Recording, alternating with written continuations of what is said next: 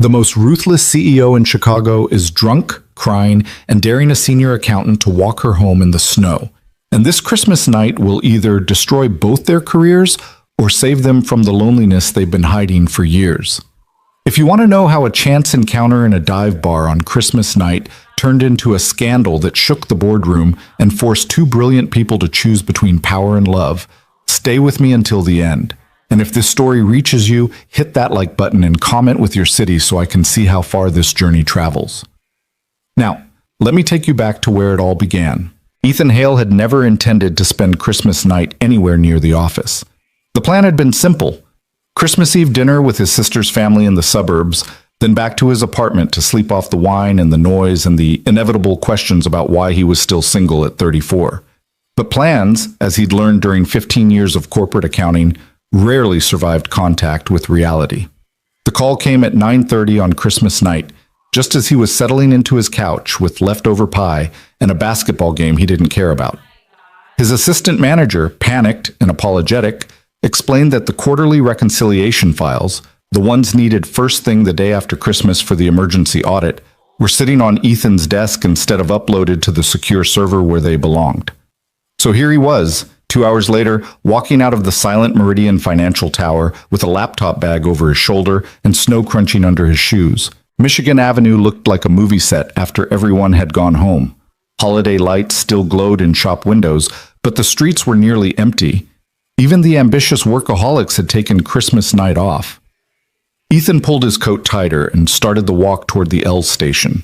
The wind off the lake had teeth tonight. He almost walked right past Murphy's Tavern. It was the kind of place that existed in the shadow of the gleaming corporate towers without ever quite belonging to that world. Dim lighting, scarred wooden booths, a jukebox that probably still played actual CDs. Ethan had been inside exactly twice in his 5 years at Meridian, both times for retirement parties of colleagues he barely knew. But the cold was vicious, and the next train wouldn't come for 20 minutes, and the warm glow spilling from Murphy's windows looked like mercy. He pushed through the door into a wall of beer-scented warmth. The place was nearly empty, a bartender wiping down glasses, an old man nursing something amber at the far end of the bar, and a woman in a black coat hunched over a tumbler of whiskey in the corner booth. Ethan ordered coffee, black, and was halfway through counting out bills when the woman in the corner laughed. It wasn't a happy sound. It was sharp and bitter, the kind of laugh that came when you'd run out of tears, but the hurt kept coming anyway. He knew that laugh. He'd heard it in conference rooms and shareholder meetings, though never quite so raw, never quite so stripped of armor. Ethan turned slowly, hoping he was wrong. He wasn't.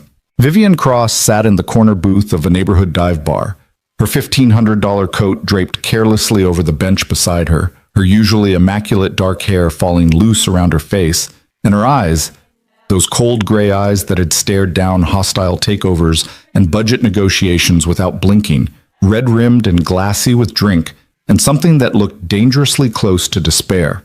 The CEO of Meridian Financial, his boss's boss's boss, the woman whose quarterly addresses were legendary for their precision and ruthlessness. The Ice Queen of Michigan Avenue, Forbes had called her in a profile last year. Drunk, alone, on Christmas night. Ethan's first instinct was to leave, immediately.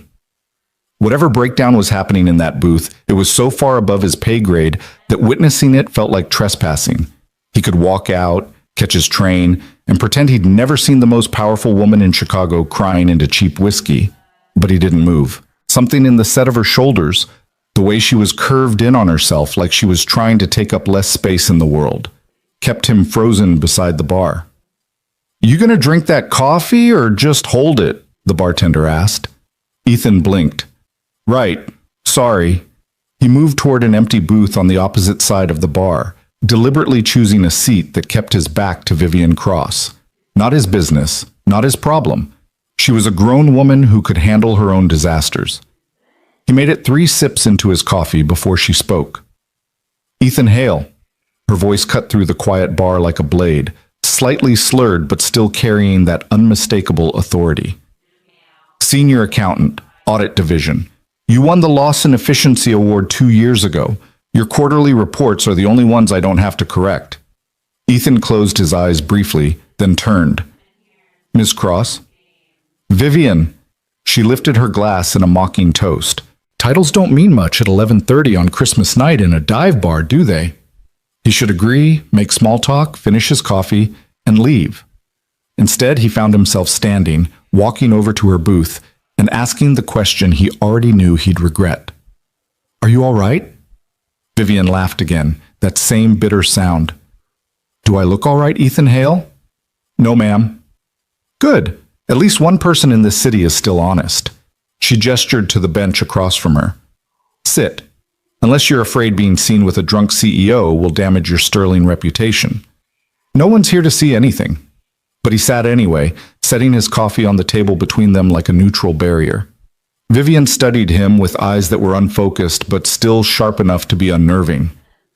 You're wondering what I'm doing here. It's not my business. That's the correct corporate answer, but you're curious. Everyone's always curious about me. She drained the rest of her whiskey and signaled the bartender for another. Do you know what I did today, Ethan? I assume you had Christmas plans. I worked. She laughed. I worked until 6, then I went back to my apartment. Do you know where I live? No, ma'am. Penthouse, Lakeshore Drive, 3,000 square feet, floor-to-ceiling windows, $17 million. She accepted the fresh whiskey from the bartender with a nod. I walked into that $17 million apartment, and do you know what I heard? Ethan shook his head. Nothing. Vivian's voice dropped to something quieter, more dangerous. Absolutely nothing. No music, no voices, no life. Just my footsteps echoing off imported marble. She took a long drink. So I left. Got in a cab. Told him to drive until I said stop. Ended up here. She gestured around the shabby bar. And it's the first place I felt human in months. Why are you telling me this? Because you're here. Because you haven't run away yet. Because I'm drunk enough to be honest and sober enough to know I'll regret it tomorrow. She leaned forward, elbows on the table. Do you have family, Ethan? A sister, 2 nephews. Did you see them today? Yeah, dinner at her place in Naperville. Was it loud? The question caught him off guard. Yeah, the boys are 7 and 9. Everything's loud. Were there arguments, chaos, burnt cookies? Uncle Ethan, watch this. Uncle Ethan, help me with this? All of the above. Vivian smiled, but it was the saddest smile Ethan had ever seen. I would pay everything I have for one loud, chaotic, burnt cookie Christmas. Instead, I have $17 million of silence. She raised her glass. Merry Christmas to me. Ethan didn't know what to say. This wasn't the Vivian Cross he knew from quarterly meetings. The woman who could dismantle a failing department with 3 sentences, who negotiated billion-dollar mergers without breaking a sweat, who wore power like other people wore jewelry. This was someone else entirely. Someone lost. I should go, he said quietly, and I think you should too. Let me call you a car. I don't want a car, I want... Vivian trailed off, staring into her whiskey like it might hold answers. I don't know what I want. That's the problem. She looked up suddenly, eyes focusing on him with unexpected intensity. Walk me home. What? Walk me home. Through the snow, like a normal person who had too much to drink and needs help getting back safely. She stood, swaying slightly, then steadied herself against the table. Unless you're too afraid of the optics, CEO and senior accountant spotted together on Christmas night, the scandal. That's not... Then walk me home, Ethan Hale. Consider it your good deed for the day.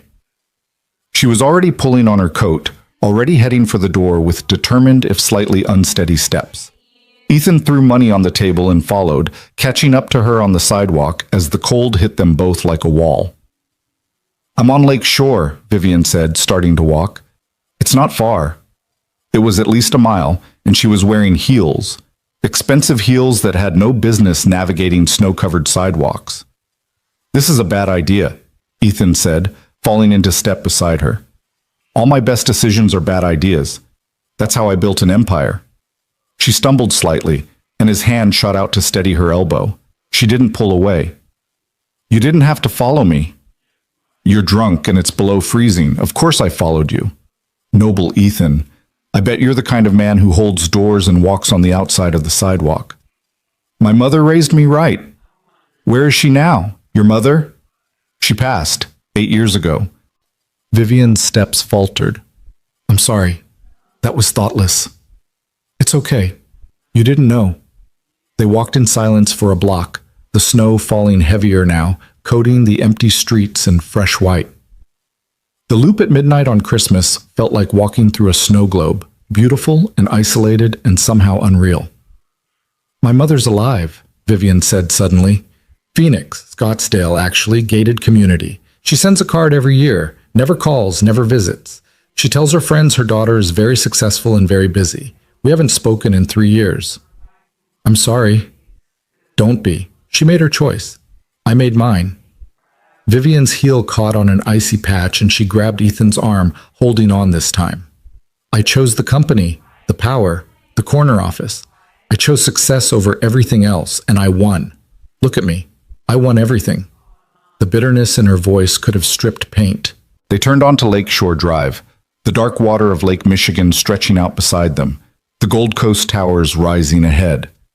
Vivian's building was obvious even from a distance, sleek, modern, obscenely expensive. You know what the worst part is? Vivian asked, her voice quieter now. I'm good at what I do, really good. I saved Meridian from bankruptcy. I turned it into one of the most profitable financial firms in the Midwest. I'm brilliant at corporate strategy and terrible at being human. You're being human right now. I'm being drunk. There's a difference. She stopped walking suddenly, turning to face him on the empty sidewalk, snow caught in her dark hair, melting on her flushed cheeks. Why did you really come with me, Ethan? And don't say it's because you're a gentleman. Nobody's that good. He could have lied, should have lied. Instead, he told the truth. Because I know what it's like to be alone on Christmas, and I wouldn't wish that on anyone.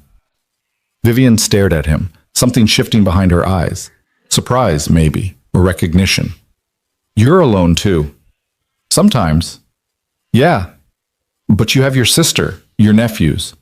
I do, and I'm grateful for them. But at the end of the night, I still go home to an empty apartment. I still wake up to silence. I'm just better at pretending it doesn't bother me. Why are you alone? Someone like you, decent, stable, employed. You should be married with kids by now. Ethan shrugged. I was engaged once, 5 years ago. She wanted someone who'd leave the office at 5, who'd prioritize vacations over promotions, who'd be present instead of ambitious. Turns out I wanted the career more than I wanted her. And you regret it? Sometimes. Other times I think we both dodged a bullet. We wanted different things. There's no compromise in that. Vivian nodded slowly. I was married. Did you know that? No. It wasn't in any of the profiles he'd read, any of the business articles. 12 years ago, lasted 18 months. He was an attorney, brilliant, handsome, completely unable to handle being married to someone more successful than him. When I made partner before he did, he started picking fights. When I became CEO, he filed for divorce. She started walking again. He married his paralegal 6 months later. They have 3 kids now, and I saw the Christmas card on his Facebook page. I'm sorry. I'm not. He would have held me back. They all would have. She stumbled again, and this time Ethan kept his arm around her waist, steadying her. She leaned into him without protest. That's what they don't tell you about success, Ethan. Every achievement costs something. Every promotion is a trade. You climb high enough, and eventually you realize you're up there alone. They reached her building, all glass and steel and modern luxury. The doorman, bless him, didn't even blink at the sight of his resident being half carried by a stranger at midnight. Miss Cross, good evening. Evening, Marcus. Merry Christmas. Merry Christmas, ma'am, sir. The elevator ride to the penthouse was silent. Vivian leaned against the wall, eyes closed, breathing carefully. Ethan stood on the opposite side, hands in his pockets, trying not to think about how badly this could go wrong. He was alone in an elevator with his drunk CEO, heading to her apartment at midnight. If anyone found out, the elevator opened directly into her apartment, and Ethan's thoughts scattered. He'd expected luxury. What he got was art installation meets museum meets mausoleum. Everything was white and chrome and glass. The furniture looked like it had never been sat on. The kitchen gleamed like it had never been cooked in. The floor-to-ceiling windows showed the lake and the city lights, but somehow the view made the space feel even emptier. "Welcome to the Fortress of Solitude," Vivian said, kicking off her heels and padding barefoot across marble floors. $17 million, and it feels like a hotel lobby. She was right. It was beautiful and impressive and completely devoid of life. No books on the shelves, no photos on the walls, no mess, no warmth, no evidence that a human being actually lived here. "You should drink some water," Ethan said, "and take some aspirin. You're going to feel terrible tomorrow." "I feel terrible now. Tomorrow will just make it official." But she went to the kitchen anyway, opening cabinets until she found glasses and a bottle of aspirin. "You don't have to stay. I'm home safe. Your good deed is complete." "I'll stay until you drink the water." She filled a glass, drained it, then filled it again. "Satisfied?" "Getting there," Vivian laughed, and this time it sounded almost genuine. "You're stubborn. I didn't notice that before. You've never spoken to me before, not directly. I've noticed you, though. You're the one who fixed the Carrington audit without being asked. Who stays late when everyone else goes home? Who never makes excuses when something goes wrong?" She set the glass down. "I notice competence, Ethan. It's rare enough to be remarkable." "Thank you." "Don't thank me. Competent people threaten the comfortable mediocrity everyone else is trying to preserve. You'll make enemies." "Speaking from experience?" "Always." She moved toward him, steady on her feet now, though her eyes were still glassy. "You know what's funny? We're the same, you and me. Married to the job, choosing ambition over connection, building careers instead of lives." She stopped directly in front of him, close enough that he could smell whiskey and expensive perfume. "The difference is, you still have time to choose differently. I'm 42. This is what I built. This is what I get. It doesn't have to be. Doesn't it?" She reached up, her fingers brushing his collar, straightening it absently. "What would you have me do, Ethan? Quit? Walk away from everything I built? Become someone else at 42? I'd have you consider that maybe success doesn't have to mean solitude." Her hand stilled. They were standing too close now, close enough that he could see the flecks of blue in her gray eyes, close enough to see the crack in her carefully maintained armor. "You should go," Vivian whispered, but she didn't step back. "Yeah, I should." Neither of them moved. "If you stay," she said quietly, "if you come upstairs with me right now, we both know what happens. And tomorrow, everything gets complicated. Power dynamics, corporate ethics, regret." "I know. So why are you still here?" Ethan stepped back, putting safe distance between them. "Because someone should make sure you're actually okay before they leave. And because complicated is better than taking advantage of someone who's vulnerable." Something shifted in Vivian's expression, surprise giving way to something softer, something that looked almost like relief. "You're serious?" "Yeah." "You're not going to kiss me. You're not going to stay. You're just going to..." "What? Tuck me in and leave?" "I'm going to make sure you're safe, then I'm going to go home. And tomorrow we'll both pretend this didn't happen." Vivian stared at him for a long moment, then laughed. A real laugh this time, startled and genuine. "You're either the most noble man in Chicago or the most oblivious." "Probably both." She walked past him to the couch, the pristine white couch that looked like it had never been used, and collapsed onto it with theatrical exhaustion. "Fine. Be noble. But I'm not going upstairs. The bed's too big and too cold, and I hate it. I'll sleep here." Ethan grabbed a throw blanket from a nearby chair and draped it over her. "Do you have coffee for tomorrow?" "Kitchen, top cabinet, probably expired. I'll make fresh. You'll thank me when you wake up." "Doubtful." He found the coffee, found the machine, all chrome and buttons, and probably cost more than his car, and figured out how to brew a pot. While it dripped, he explored the kitchen until he found bread and butter and made toast, because drunk people needed food even when they didn't want it. When he returned to the living room with coffee and toast on a tray, Vivian was still awake, staring at the ceiling. "You're still here." "I made you breakfast for 3 a.m. She sat up, accepted the coffee, and took a careful sip.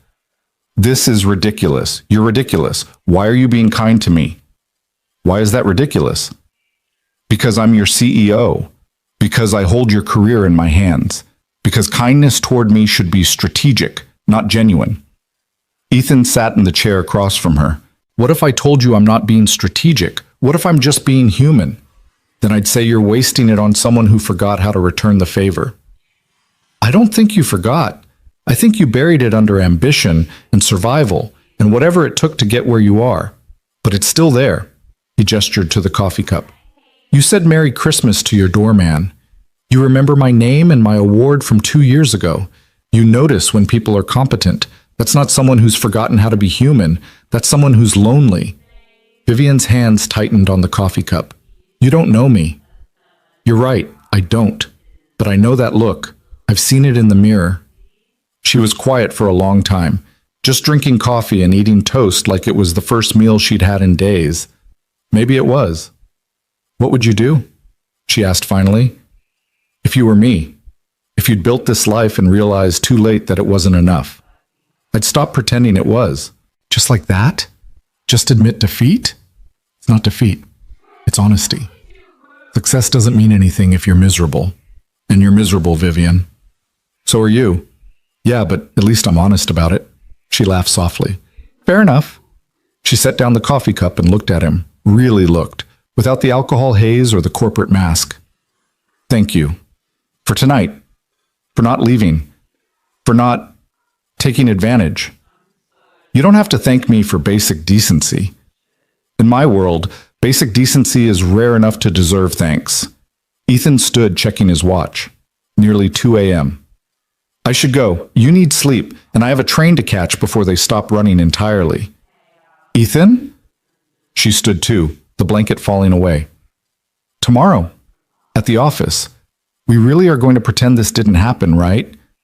If that's what you want. It's not about what I want. It's about what's smart, what's safe. Then that's what we'll do. He was halfway to the elevator when she spoke again. He turned. Or what? Vivian crossed the space between them, barefoot and rumpled, and more real than she'd ever looked in any boardroom. Or maybe we don't pretend. Maybe we acknowledge that something happened tonight. Nothing inappropriate. Nothing we need to hide. Just two lonely people who found each other on Christmas and were honest for a few hours. That's dangerous. I built a career on dangerous decisions. This isn't business, Vivian. I know. That's what makes it terrifying. She stopped just in front of him, close but not touching. I don't know what this is. I don't know what happens next. But I know I don't want to pretend you don't exist. I don't want to go back to quarterly reports and polite nods in the hallway. What do you want? I want to know if loneliness is all I get to keep from tonight, or if there's something else, something more. Ethan's heart was pounding. This was dangerous. This was career suicide. This was... Coffee, he said. What? Have coffee with me. Tomorrow, somewhere neutral, somewhere public. Not as CEO and employee, just as two people who are tired of being alone. Vivian smiled, and it transformed her face. That's possibly the most dangerous thing you've said all night. Probably. But you asked what I want. That's it. Coffee. Conversation. No pretending. No pretending, she echoed. Then, moving faster than he expected, she leaned up and kissed him, brief and soft and tasting of whiskey and coffee. When she pulled back, her eyes were wide, like she'd surprised herself. Vivian, go, before I do something else reckless. She stepped back, wrapped her arms around herself. Coffee tomorrow. Text me where. I don't have your number. Yes, you do. I put it in your phone while you were making toast. Despite everything, Ethan laughed. Of course you did. I'm still a CEO. I'm allowed to be resourceful. But she was smiling, and it was genuine, and it made her look 10 years younger. The elevator doors closed between them, and Ethan rode down alone, his mind racing. He'd just agreed to have coffee with his CEO. He'd just been kissed by the most powerful woman in Chicago. He just stepped into something that could destroy his career or change his life, and he had no idea which one was coming. Outside, the snow was still falling, covering the city in quiet white. The streets were empty. The world felt suspended between one moment and the next. Ethan walked toward the L station, hands in his pockets, breath fogging in the cold air. Tomorrow, he'd have coffee with Vivian Cross. Tomorrow, everything would get complicated. But tonight, on Christmas night in Chicago, two lonely people had found each other in a dive bar and chosen honesty over pretending. And maybe, just maybe, that was enough to start building something real. The train carried him home through the silent city, and Ethan stared out the window at the snow-covered streets and thought about gray eyes and bitter laughter, and the way Vivian had looked when she smiled, like someone remembering how. His phone buzzed. A text from an unknown number that was already saved in his contacts as Vivian. Thank you for tonight. For all of it. I meant what I said. Coffee tomorrow? He typed back. Same place we met. Murphy's. Noon. It's a date. Or not a date. Or something in between. Something in between sounds about right. Good night, Ethan Hale. Good night, Vivian Cross. He pocketed his phone and leaned back against the seat, a smile tugging at his lips despite the danger, despite the risk, despite every logical reason to walk away. Maybe success didn't have to mean solitude. Maybe loneliness didn't have to be permanent. Maybe two people who'd chosen ambition over everything else could learn to choose differently. The train rushed through the snowy night, carrying Ethan toward home and tomorrow, and whatever came next. And for the first time in longer than he could remember, he was actually looking forward to finding out. The coffee at Murphy's the next day was terrible, but neither of them seemed to notice. Ethan arrived 10 minutes early, claiming the same booth where he'd found Vivian the night before.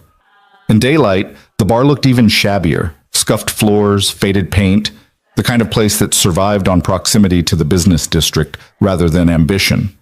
But it was neutral ground, and right now, that mattered more than ambition. Vivian walked in at 12:03, and she looked nothing like the woman from last night. Gone was the rumpled coat and the desperate vulnerability. She wore tailored black pants, a charcoal sweater, minimal makeup, her dark hair pulled back in a simple ponytail. She looked polished, but not corporate, put together, but not armored. She looked human.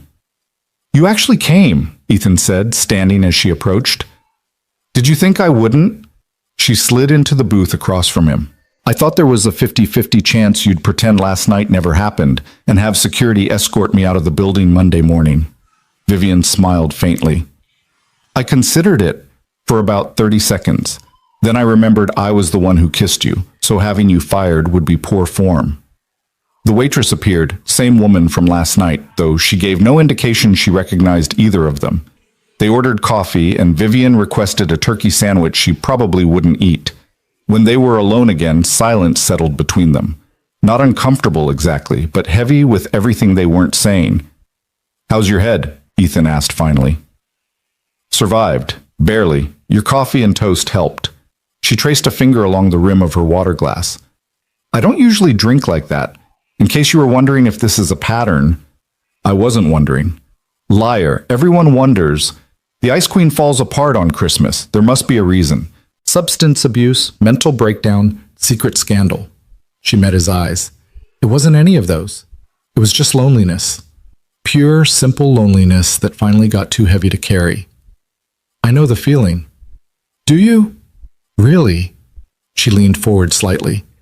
Because from where I sit, you have family, community, people who want you around for holidays. That's not the same as what I have. You're right. It's not the same. But loneliness isn't a competition, Vivian. You can be surrounded by people and still feel completely alone. I go to my sister's house and play with my nephews and eat burnt cookies, and then I go home to silence. Different circumstances, same result. The coffee arrived, and Vivian wrapped both hands around the mug like she was trying to absorb its warmth. Why did your engagement end? Really? Not the corporate safe answer you gave me last night. Ethan considered deflecting, then remembered they'd agreed on honesty. Because I was building a career I thought I wanted, and ignoring a relationship I thought would wait. By the time I realized what I was losing, she'd already moved on. She met someone else, a teacher. They got married last year. He's home by 4 every day. They're expecting their first kid in March. And you regret it. I regret not being honest with her sooner. I don't regret the choice itself. We would have made each other miserable. But I wish I'd admitted that before she wasted 3 years waiting for me to become someone I wasn't. Vivian nodded slowly. My ex-husband told me I was incapable of love. During the divorce proceedings. His attorney asked him to describe our relationship, and he said I was incapable of emotional intimacy, that I chose power over connection every single time. That must have hurt. It did, because part of me worried he was right. She took a sip of coffee, grimaced at the taste.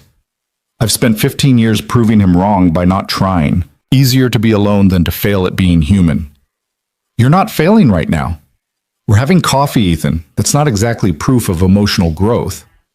You showed up. You're being honest. You're not hiding behind the CEO mask. That counts. Something shifted in her expression. A crack in the armor, brief but real. I almost didn't come. This morning, I woke up and thought about all the reasons this was a mistake. The scandal potential, the power dynamic, the fact that you work for me and this could destroy both our careers if anyone found out. What changed your mind? I looked around my apartment and realized I'd rather risk the scandal than spend another Sunday alone in $17 million of emptiness. She set down her coffee cup. That probably makes me selfish, using you as an escape from loneliness. What if I'm doing the same thing? Are you? Ethan thought about it, really thought about it. I don't know what this is. Yesterday morning, you were my CEO, someone I respected from a distance but never expected to actually know. Now you're He trailed off, searching for the right words. A mess, Vivian supplied. Human, real, someone I actually want to know. That's possibly the worst romantic declaration I've ever heard. Good thing this isn't romance then. It's just coffee between two lonely people who are tired of pretending. Vivian laughed, and it was genuine. Okay, so what do two lonely people who are tired of pretending do next? I guess we figure out if we like each other outside of Christmas night confessions and emotional breakdowns.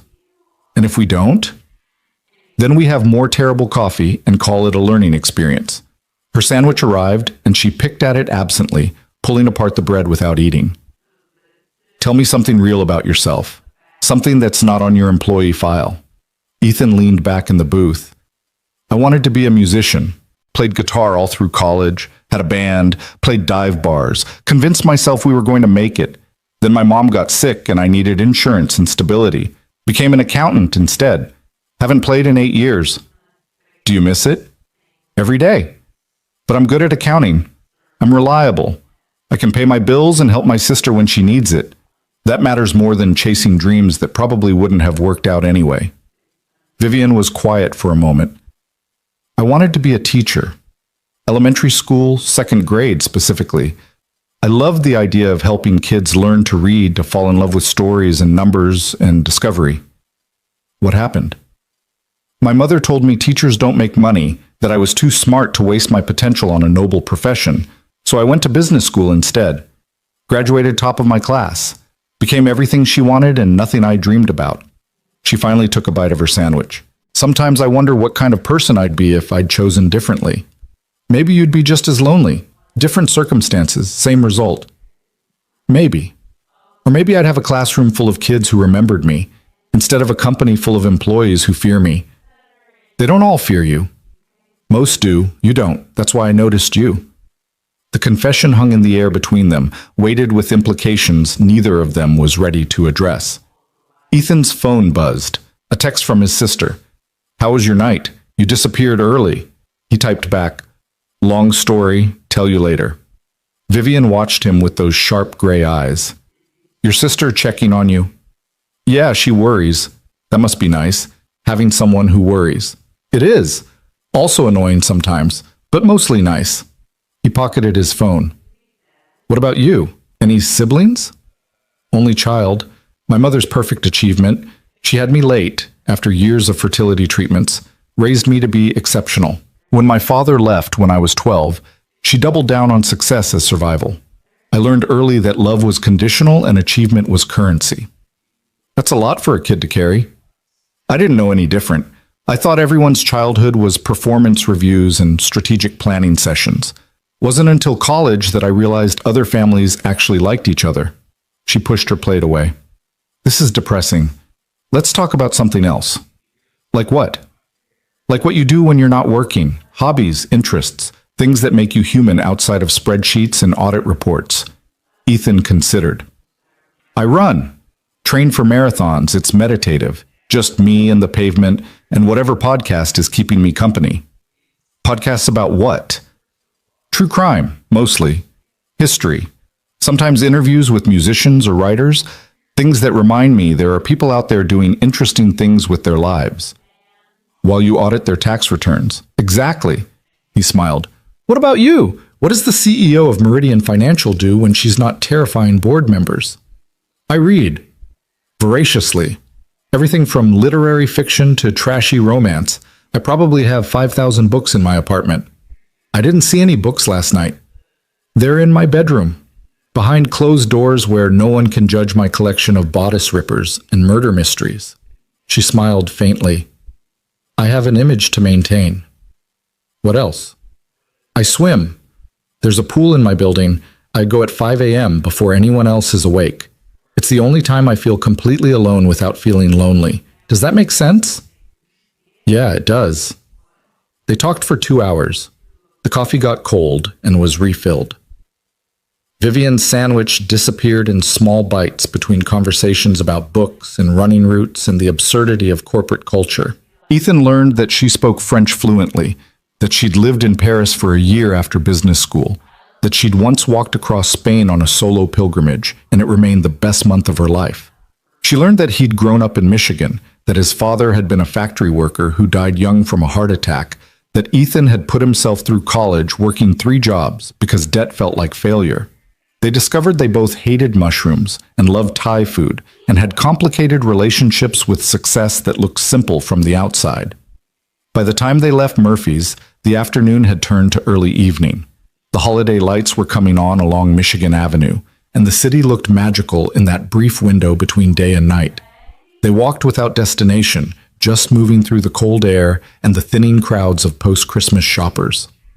This is dangerous, Vivian said as they passed the Art Institute. Spending time together, getting to know each other. I know.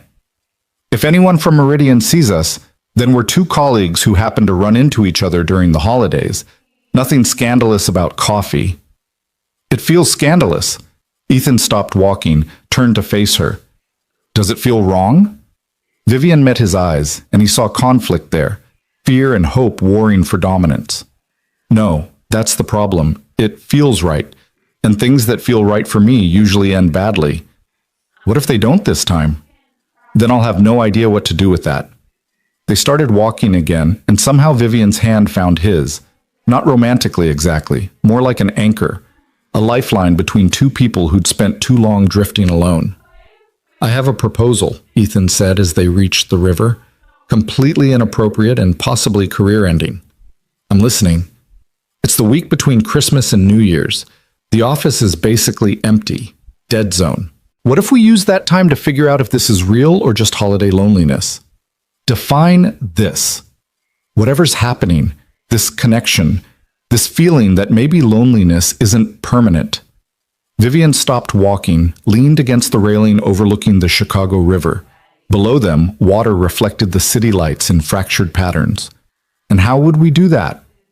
Carefully, quietly. We spend time together, not as CEO and employee, just as 2 people getting to know each other. No pressure, no expectations, just honesty. And if it doesn't work out, then we go back to being professional colleagues who respect each other from a distance. And if it does work out, we deal with that when we get there. Vivian was quiet for a long time, watching the water. When she finally spoke, her voice was barely above a whisper. I'm terrible at this. Relationships, vulnerability, letting people in. My track record is catastrophic. Mine's not much better. So we're 2 disasters hoping to make something functional? Sounds about right. She laughed, sharp and bitter. This is insane. Probably. We could both lose everything. We could? You're not selling this very well. Ethan moved beside her, close enough to feel her warmth in the cold air. I'm not selling anything. I'm just saying that maybe we both deserve a chance to be something other than lonely. Even if it's temporary. Even if it's complicated. Even if it scares us. Vivian turned to look at him, and in the reflected light from the river, her eyes were bright with something that might have been tears or might have been hope. You're either very brave or very stupid. My sister votes for stupid. Smart woman. But Vivian was smiling. Okay, 1 week. We see if this is real or just Christmas magic that evaporates with the new year. Ground rules? Discretion. Absolute discretion. No one can know. Not your sister, not my assistant, not anyone. Agreed. What else? Honesty. Painful, uncomfortable honesty. If this isn't working, we say so. No pretending. Done. Anything else? Vivian hesitated. If it gets complicated, if the power dynamic becomes a problem, if either of us feels uncomfortable, we stop. Immediately. No questions, no hurt feelings. Okay? I'm serious, Ethan. I won't risk your career for this. If it comes down to your job or whatever this is, I need you to promise you'll choose your job. I promise to tell you if that choice needs to be made. But I'm not promising which way I'll choose. That's not what I asked for. It's what you're getting. She stared at him, and he saw the moment she decided to let it go. Fine. Stubborn. You knew that already. They walked back toward her building through streets that had grown quieter as evening deepened. The cold had teeth now, but neither of them seemed to notice. At the entrance to her building, Vivian stopped. Would you like to come up? Just for dinner. I can't cook, but I can order excellent Thai food. I thought we were being discreet. Marcus has seen you twice now. Adding a third time won't change anything. Besides, he's paid very well to not notice things. Ethan knew he should say no, should go home, give them both space to think, maintain some semblance of professional distance. He said yes anyway. Her apartment looked different in evening light. Still minimalist, still cold, but somehow less oppressive. Vivian moved through the space with practiced efficiency, ordering dinner on her phone while Ethan gravitated toward the windows. The view was stunning. The lake stretched out dark and vast, dotted with lights from distant boats. The city glowed behind him, alive and indifferent to the small human dramas playing out in its towers. I forget sometimes, Vivian said, joining him at the window. How beautiful it is. I spend so much time working that I forget to actually look. That's sad. It is. Add it to the list of things I'm terrible at. Being present, appreciating moments, not destroying good things before they have a chance to grow. You haven't destroyed this yet. Give me time. The Thai food arrived 40 minutes later, and they ate sitting on her pristine white couch that had probably cost more than Ethan's car. Vivian ate like someone who'd forgotten what appetite felt like, picking at pad thai and green curry with mechanical precision. When did you last eat a real meal? Ethan asked. Define real. Sitting down, not at your desk, actually tasting the food. Vivian thought about it. I honestly can't remember. Weeks, maybe. I eat in my office, usually while reviewing reports. Food is just fuel. That's depressing. It's efficient. It's lonely. She set down her fork. Everything about my life is lonely, Ethan.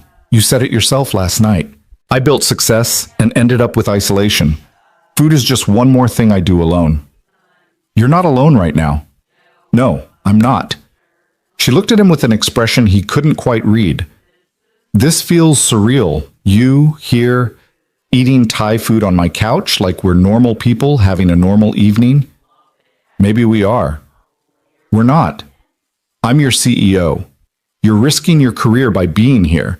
There's nothing normal about this. Then let's pretend, for tonight, just two people who like each other's company sharing a meal. Vivian smiled faintly. You're relentlessly optimistic. It's annoying. You're relentlessly pessimistic. It's exhausting. And yet here we are. Here we are. They finished dinner with the kind of comfortable silence that usually took months to develop. When the food was gone, Vivian curled into the corner of the couch, and Ethan noticed for the first time how small she looked without her armor. How young and uncertain and nothing like the woman who commanded boardrooms. Tell me something you're afraid of, she said suddenly. Besides this? Us? Besides the obvious, Ethan considered. I'm afraid I'll wake up at 60 and realize I spent my entire life being responsible instead of alive. That I'll have a solid 401k and a paid-off mortgage and absolutely nothing worth remembering. That's specific. I watched my dad die at 53. He worked himself to death at a job he hated, providing for a family he barely saw. His funeral was on a Tuesday. Half his coworkers didn't even know he was sick. I'm terrified of becoming that, useful, reliable, and completely forgettable. Vivian was quiet for a long moment. You're not forgettable, Ethan. Neither are you, but we're both trying so hard to be successful that we might miss the part where we actually live. Is that what this is? Your attempt to actually live? Maybe. Is that what it is for you?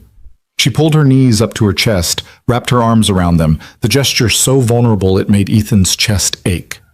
I don't know what this is. I know I haven't felt this present, this awake, in years. I know that scares me more than any hostile takeover or budget crisis I've ever faced. I know I'm probably going to sabotage this because that's what I do. What if you don't? Then I'll have no idea who I am. My entire identity is built on control and success and keeping people at a distance. If I let you in, if I let this be real, I'm not sure what's left of me. Ethan moved closer, close enough that their knees touched. Maybe what's left is the person you were before you built all those walls. Maybe that's not a loss. Maybe it's a rediscovery. You sound like a self-help book. I know, sorry. But she was smiling, and she didn't pull away when he took her hand. They talked until midnight, about everything and nothing, about fears and failures and the small moments of grace that kept them moving forward. Vivian told him about the swimming pool at 5 a.m., about how the water made her feel weightless. Ethan told her about marathon training, about how running cleared his mind of spreadsheets and expectations.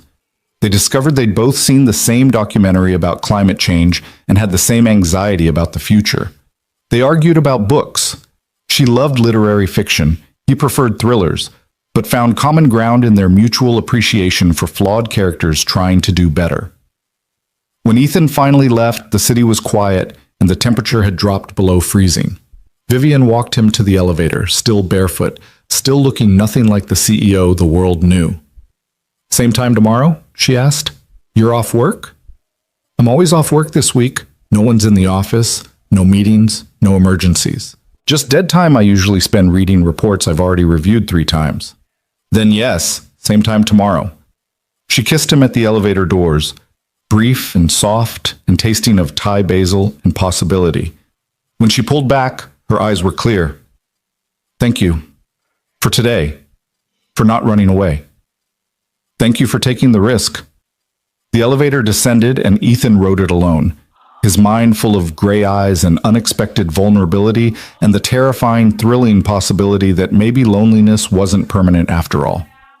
His phone buzzed before he reached the lobby. I'm glad you came up. I'm glad we're doing this. I'm terrified, but I'm glad.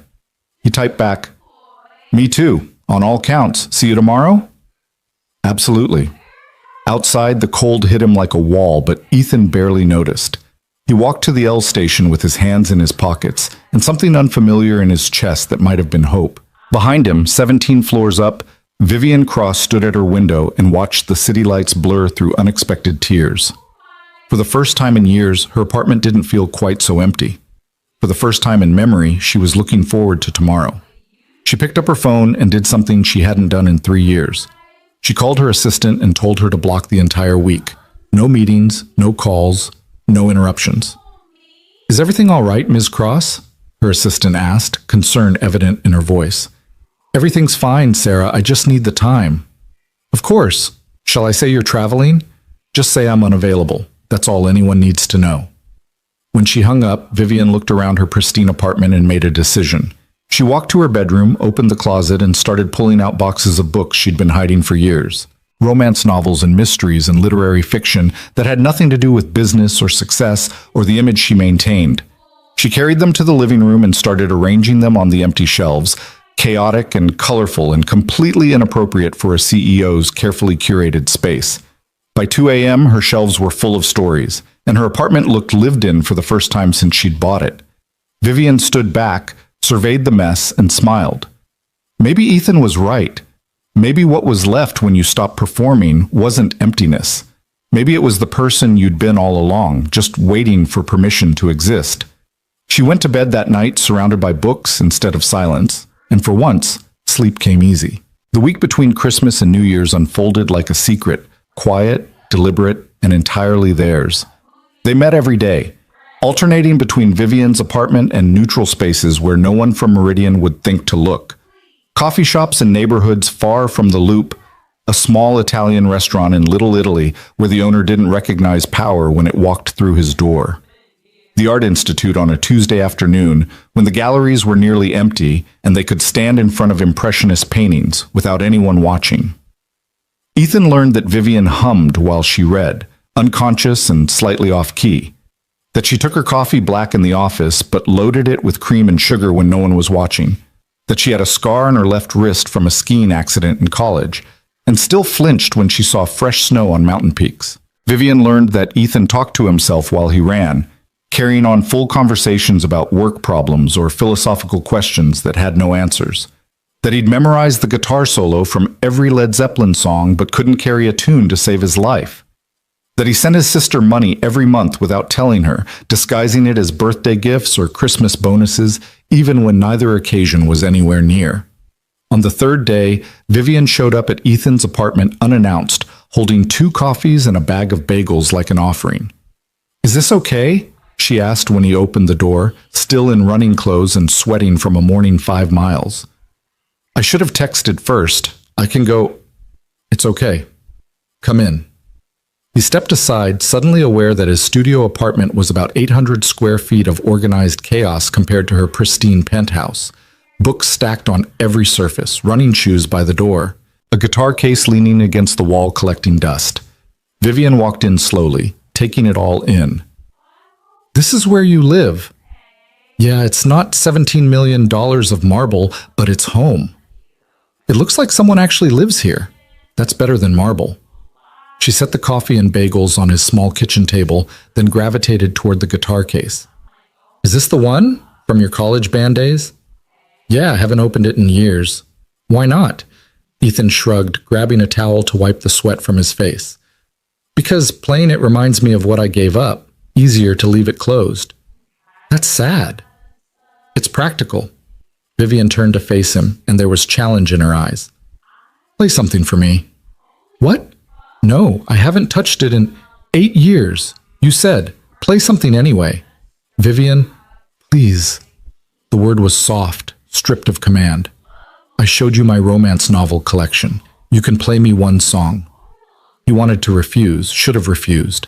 Instead, he found himself opening the case, pulling out the old acoustic guitar that had once been his most prized possession. The strings were dusty but still in tune. He'd maintained it even when he wasn't playing it, unable to let it fall into complete disrepair. Ethan sat on the edge of his bed, settled the guitar in his lap, and played the first thing that came to mind.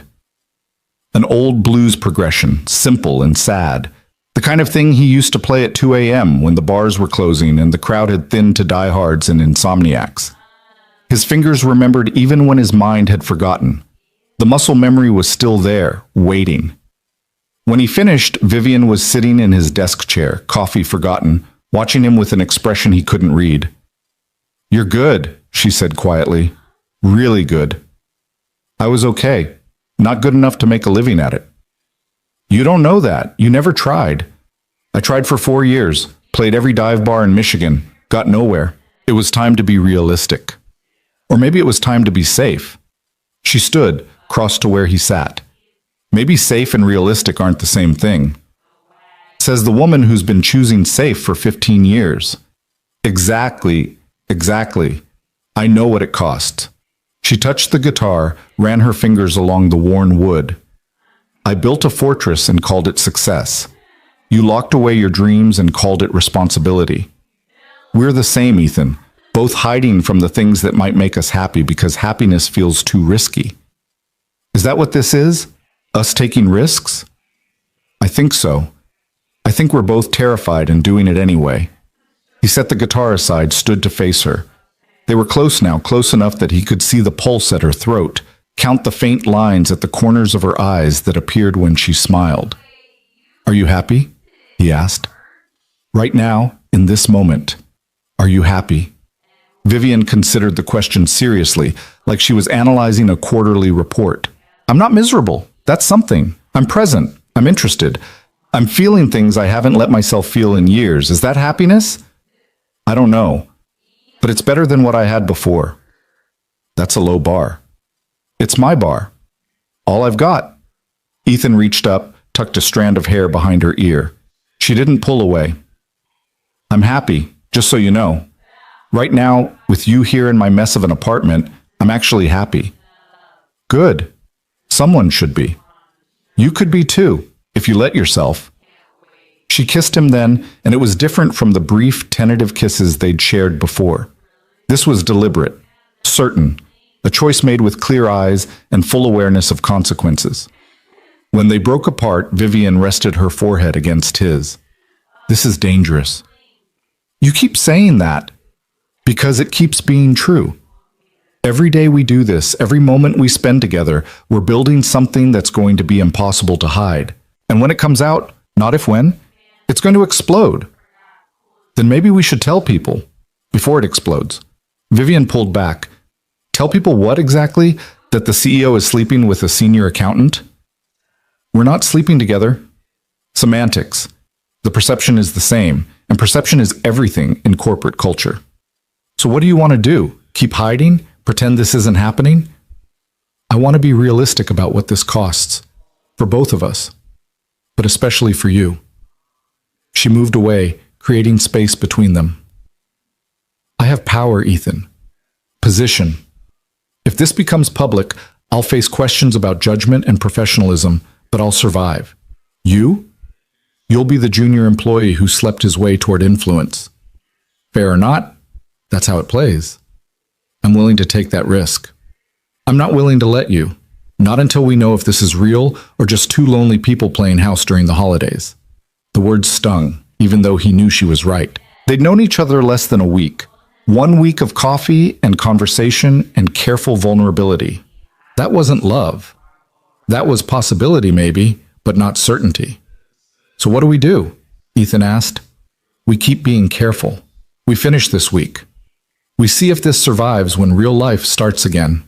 She picked up her coffee, took a long drink. And we don't make promises we can't keep. The rest of that day was quieter, weighted with the reality they'd been avoiding. They ate bagels and talked about safer things, books they'd read, movies they'd seen, the absurdity of New Year's resolutions that never lasted past January. But something had shifted. The bubble they'd been living in had developed a crack, and cold reality was seeping through. By New Year's Eve, they'd settled into a routine that felt dangerously close to domestic. Vivian showed up at Ethan's apartment with takeout. They ate on his couch while watching whatever streaming service offered, arguing about plot holes and character motivation like they'd been doing it for years instead of days. What's your resolution? Vivian asked as midnight approached. The TV was showing the countdown from Times Square, though neither of them was paying much attention. I don't make resolutions. They're just opportunities to disappoint yourself. Cynical. Realistic. You? I make them every year, never keep them past February. She shifted on the couch, tucking her feet under her. This year I resolved to read fewer business books and more fiction, to swim at reasonable hours instead of 5 a.m., to call my mother. Are you going to keep any of those? Probably not. The business books are useful. 5 a.m. swimming means no witnesses, and calling my mother requires emotional capacity I don't have. You could build that capacity. Could. Won't. She looked at him. What would you resolve to do if you made resolutions? Ethan thought about it. I'd resolve to stop being so careful, to take risks, to play guitar again even if I'm terrible, to stop choosing safety over satisfaction. That's specific. I've had time to think about it. And have you? Stopped being careful? I'm here with you, aren't I? That's the least careful thing I've done in years. Vivian smiled, but it was sad. We're both so broken. You realize that, right? Two people who chose careers over lives, success over connection. We're not some romantic redemption story. We're just lonely. Maybe lonely people deserve connection too. Or maybe we're too damaged to build anything that lasts. The countdown started on TV, 10 seconds to midnight, 10 seconds to a new year that would bring back the office, the hierarchy, the reality they'd been hiding from. At midnight, Vivian kissed him, and it tasted like goodbye. I should go, she said when the kiss ended. Before this gets more complicated. It's already complicated. I know, that's the problem. She stood, gathered her coat. Thank you. For this week. For seeing me as something other than a title. For being patient with my mess. Vivian, I'll see you at the office day after tomorrow. Back to reality. She left before he could argue, and Ethan sat alone in his apartment while fireworks exploded somewhere in the distance and the new year began without ceremony. He picked up his phone a dozen times to text her. Put it down a dozen times without sending anything. What was there to say? They'd agreed to see if this was real, and Vivian had just answered that question by walking out the door. The text came at 2 a.m. I'm sorry. I'm terrible at this. I want to be brave, and I keep choosing fear instead. You deserve better. He typed back, I don't want better. I want you. Complicated and scared and running away at midnight. All of it. You say that now. Wait until the office politics start. Wait until people are whispering about us in the break room. Wait until your career is collateral damage in my scandal. What if we don't wait? What if we're honest? Tell HR, disclose the relationship, do everything by the book. The response took 5 minutes. And then what? I'm still your CEO. You still report to people who report to me. The power dynamic doesn't change just because we filed paperwork, so we eliminate the power dynamic. I transfer departments, move to a different division. We make it clean. You do that? Give up your position in audit? You've worked 5 years to get where you are. I'd do that for a chance at something real. Wouldn't you? Another long pause. I don't know. I've never had to choose before. Work always won by default. This doesn't have to be work versus us. We can figure it out. Can we? Or are we just delusional?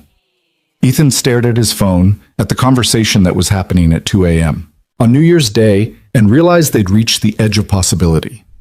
Either they jumped or they didn't. Either they chose the risk or they chose safety. He called her instead of texting. She answered on the first ring. Ethan, come back. Right now. Come back and we'll figure this out together, instead of you spiraling alone in your apartment. It's 2 a.m. I don't care. Come back. This is crazy. Probably. Come anyway. She hung up. For 3 minutes, Ethan thought he'd pushed too hard, asked for too much. Then his buzzer rang.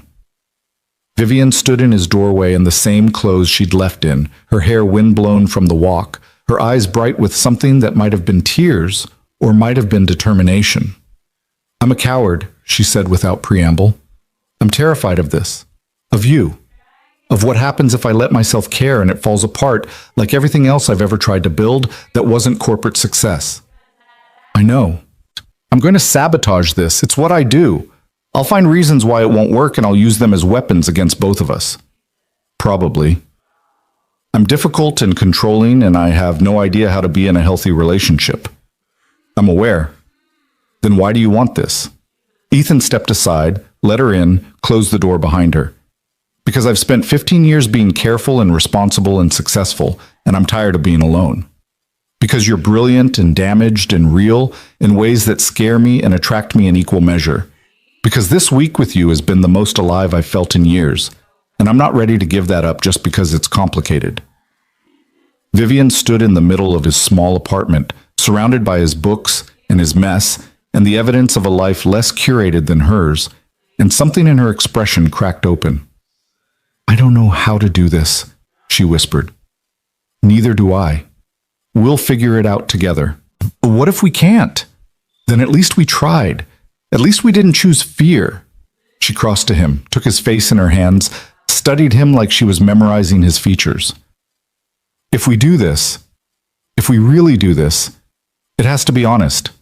Completely honest. No hiding, no pretending it's casual when it's not. No protecting each other from hard truths.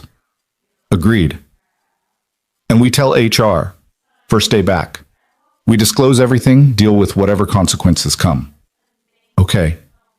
And if it gets too complicated, if the power dynamic becomes a problem, we address it immediately, no letting it fester. Yes. And you have to promise me something. Her voice dropped to something quieter, more vulnerable. Promise me you won't sacrifice your career for this. For me. I can't carry that guilt. Vivian, promise me. Please. If it comes down to your job or this relationship, you choose your job. You've worked too hard to throw it away. What about you? What do you choose if it comes to that? I'm the CEO. I have options you don't. I can restructure, redistribute power, make changes that protect both of us, but only if you promise not to be noble and self-sacrificing about it. Ethan pulled her close, felt her heart racing against his chest. I promise to be honest with you about what I'm willing to sacrifice. That's the best I can do. That's not what I asked for. It's what you're getting.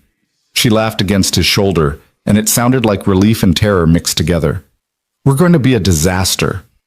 Probably, but we'll be a disaster together. They spent the rest of that night talking through logistics like they were planning a corporate merger instead of a relationship. When to tell HR. How to handle questions.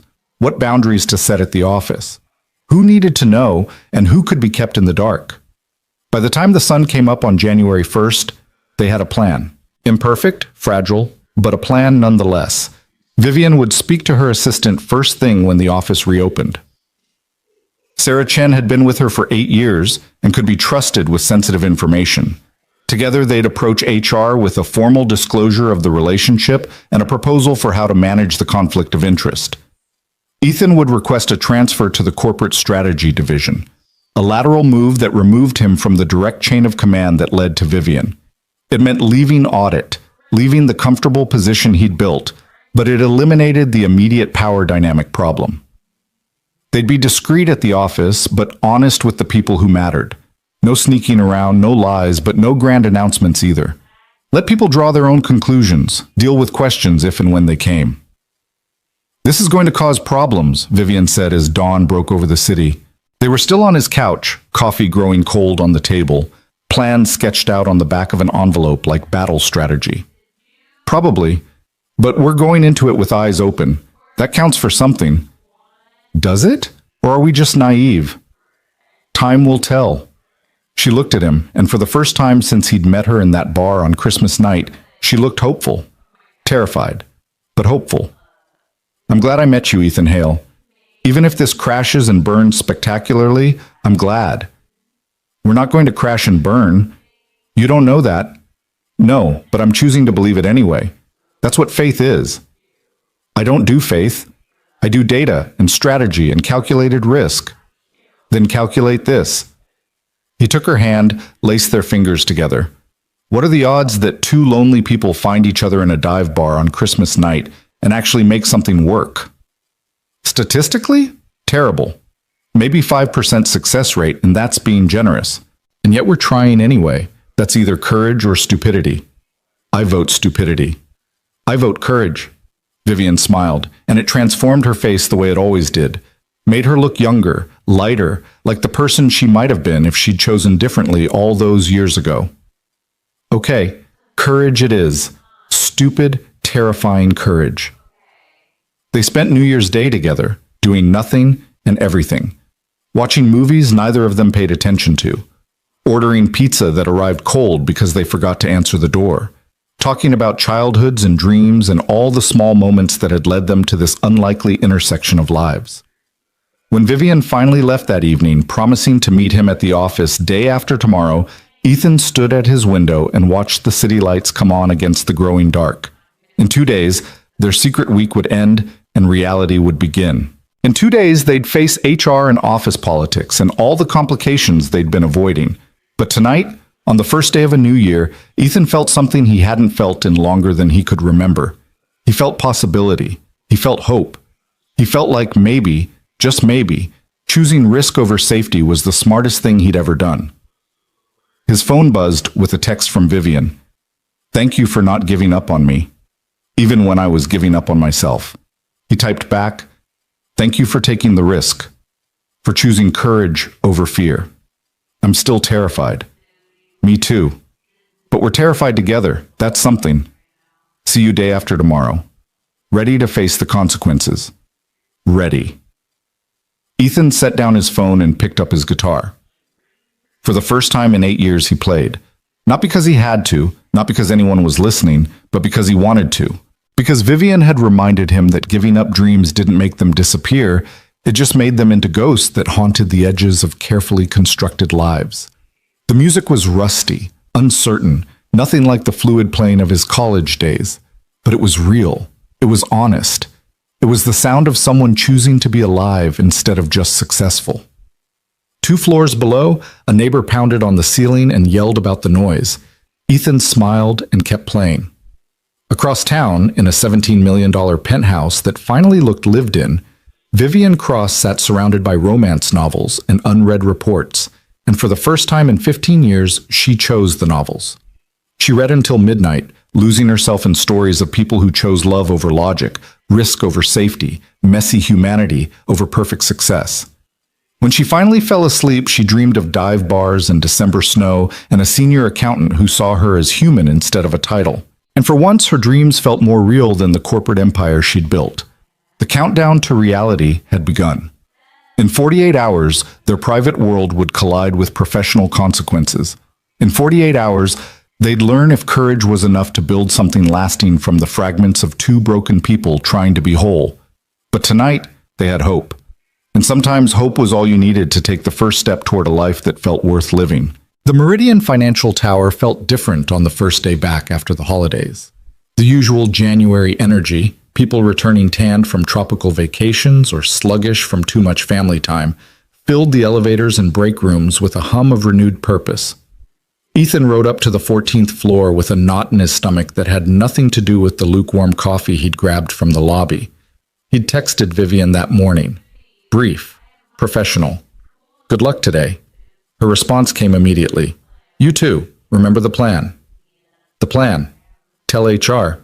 Request the transfer. Be honest. Let the consequences fall where they would. Simple on paper, terrifying in practice. Ethan made it to his desk and was logging into his computer when his phone rang. Internal extension. Sarah Chen, Vivian's assistant. Ethan Hale speaking. Mr. Hale, this is Sarah Chen. Ms. Cross would like to see you in her office at 9. Is that convenient? His heart stopped. They'd agreed to handle things separately, Vivian with HR, Ethan with his transfer request. Calling him to her office on day 1 was not part of the plan. Of course, 9 o'clock. Thank you. I'll let her know you're coming. The line went dead and Ethan stared at his phone like it might offer explanations. Around him, the audit department was coming to life. Colleagues swapping holiday stories, complaining about weight gain, discussing the new quarterly targets that had arrived in their inboxes like unwelcome party guests. Marcus from the cubicle next to him leaned over the partition. You get called to the Ice Queen's office already? What'd you do, mess up a report over break? Just a quarterly review follow-up, Ethan lied smoothly. Nothing dramatic. Man, I'd rather face a tax audit than a one-on-one with Cross. She's brilliant, but terrifying. She's not that bad. Marcus laughed. Right, and I'm not that hungover. Good luck up there. Try not to get fired on day 1. The walk to the executive floor at 9 felt like a march to execution. Ethan had been up here exactly twice before. Once for the Lawson Award ceremony, once to deliver emergency documents during a crisis 3 years ago. The 32nd floor was a different world from his cubicle farm. Floor-to-ceiling windows. Art on the walls that probably cost more than his annual salary. Silence broken only by the soft clicks of expensive keyboards and the hushed voices of executive assistants managing empires. Sarah Chen looked up when he approached. She was in her mid-30s, sharply dressed, with the kind of efficiency that came from managing a CEO's impossible schedule for nearly a decade. Mr. Hale, go right in. She's expecting you. Thank you. He knocked once, heard Vivian's voice call out, "Come in," and pushed through the door into the corner office he'd seen from the street but never entered. It was exactly what he expected and nothing like Vivian's apartment. Chrome and glass and leather furniture that looked designed for intimidation rather than comfort. A desk the size of a small car, covered in neat stacks of reports, and a laptop that probably controlled half the company's operations. Floor-to-ceiling windows showing the city spread out below like a conquered territory. Vivian stood by the windows, dressed in a charcoal suit that screamed power and authority. Her hair was pulled back in the severe bun he recognized from quarterly meetings. Everything about her posture said CEO, controlled, commanding, untouchable. Then she turned, and her eyes met his, and for just a second, he saw the woman who'd eaten cold pizza on his couch and read romance novels until midnight.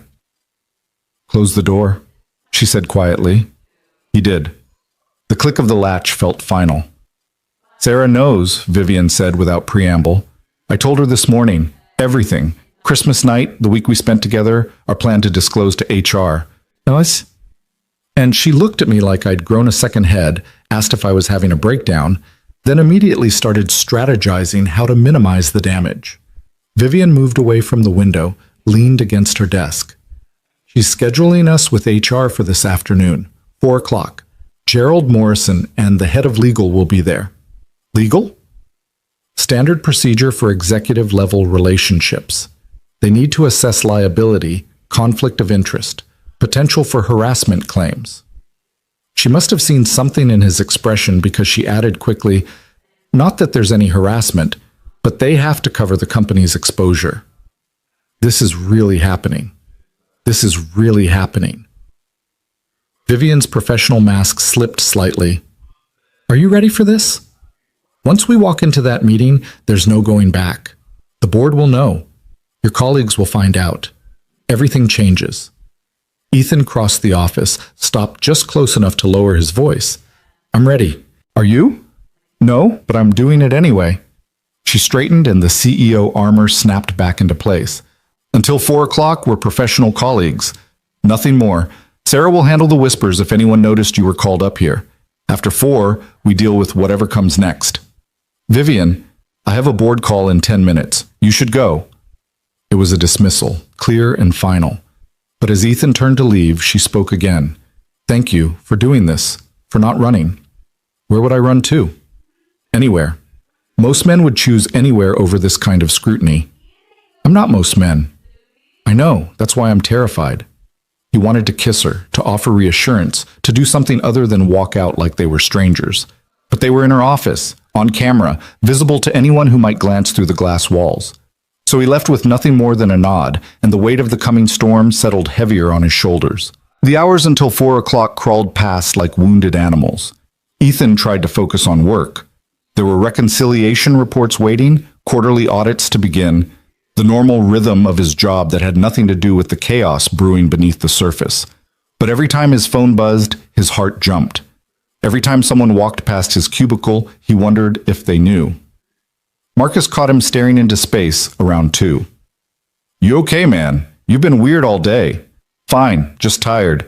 Too much holiday indulgence." "Yeah, I hear that. My wife's already planning next Christmas and I'm still recovering from this one." Marcus grabbed his coffee mug. "You doing anything for New Year's?" "Quiet night. Nothing special." Liar. He'd spent New Year's Day planning how to dismantle his career for a woman he'd known less than 2 weeks. Nothing special at all. At 3:45, Ethan shut down his computer and headed for the executive floor.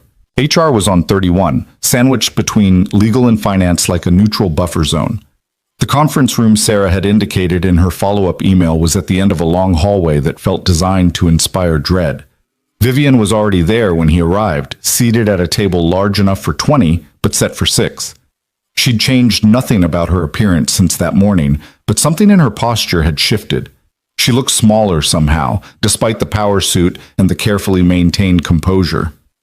"They're running 5 minutes late," she said when he entered. "Board call went long." Ethan sat across from her, close enough to talk, far enough to maintain professional distance. "How are you holding up?" "I've faced hostile takeovers with less anxiety than this." "That's comforting. It wasn't meant to be." She glanced toward the door, then back at him. "Whatever happens in here, whatever they say or recommend, we stay united. Agreed?" "Agreed." "If they try to force you out, I fight it." "Vivian, I mean it. You're not taking the fall for this alone."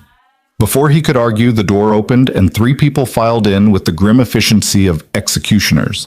Gerald Morrison, head of HR, was in his late 50s with silver hair and the kind of face that had perfected neutrality through decades of managing corporate disasters. Beside him was Jennifer Calloway from Legal, sharp-eyed and already carrying a notepad filled with what Ethan assumed were questions designed to expose every vulnerability. The third person was someone Ethan didn't recognize, a younger woman with an iPad and the quiet competence of someone there to document everything. Ms. Cross, Mr. Hale, thank you for meeting with us. Gerald took the seat at the head of the table, establishing hierarchy without words. I understand you've requested this meeting to disclose a personal relationship that may present a conflict of interest. That's correct, Vivian said, and her voice carried every ounce of CEO authority. Ethan Hale and I began a personal relationship during the holiday week. We're here to formally disclose that relationship and discuss appropriate measures to manage any conflict of interest. Jennifer leaned forward. When exactly did this relationship begin, Ms. Cross? Christmas night. And the nature of this relationship? We're dating, seeing each other, whatever terminology you prefer. Is this relationship intimate in nature? Vivian's jaw tightened. That's not relevant to conflict of interest. I'm afraid it is. If there's a physical component, it changes the liability exposure. Then yes, the relationship is intimate. Ethan watched Gerald make a note, watched Jennifer's expression remain carefully neutral, and felt the first stirrings of anger beneath his anxiety. They were reducing something real to legal terminology and risk assessment. Mr. Hale, Gerald said, turning his attention. You're a senior accountant in the audit division, is that correct? Yes. And you report to Director Marcus Chen, who reports to VP Sarah Williams, who reports ultimately to Ms. Cross. Yes. So there is a direct chain of command between you and Ms. Cross. Yes, which is why I'm formally requesting a transfer to corporate strategy. Lateral move, same pay grade, removes the direct reporting relationship. That got a reaction, a slight lift of Gerald's eyebrows, a glance exchanged between him and Jennifer. You've given this some thought, Jennifer said. We both have, Ethan replied. We're not here asking permission to ignore policy. We're here to disclose the relationship and take appropriate steps to manage it ethically. Commendable. However, the issue isn't just direct reporting. Ms. Cross is the CEO. Every employee ultimately reports to her. A lateral transfer doesn't eliminate the inherent power dynamic. Vivian spoke up, which is why I'm prepared to discuss additional measures. If corporate strategy isn't sufficient separation, we can explore external options. Mr. Hale has significant experience that would be valuable to our partner firms. A referral arrangement could... Ms. Cross, Gerald interrupted gently. I appreciate your willingness to find solutions, but let's be clear about the situation. This isn't just about policy compliance. This is about optics. The CEO of Meridian Financial is in a relationship with a junior employee. That's going to raise questions about favoritism, about judgment, about whether this relationship affects business decisions. I understand that. Do you? Because the board will have concerns.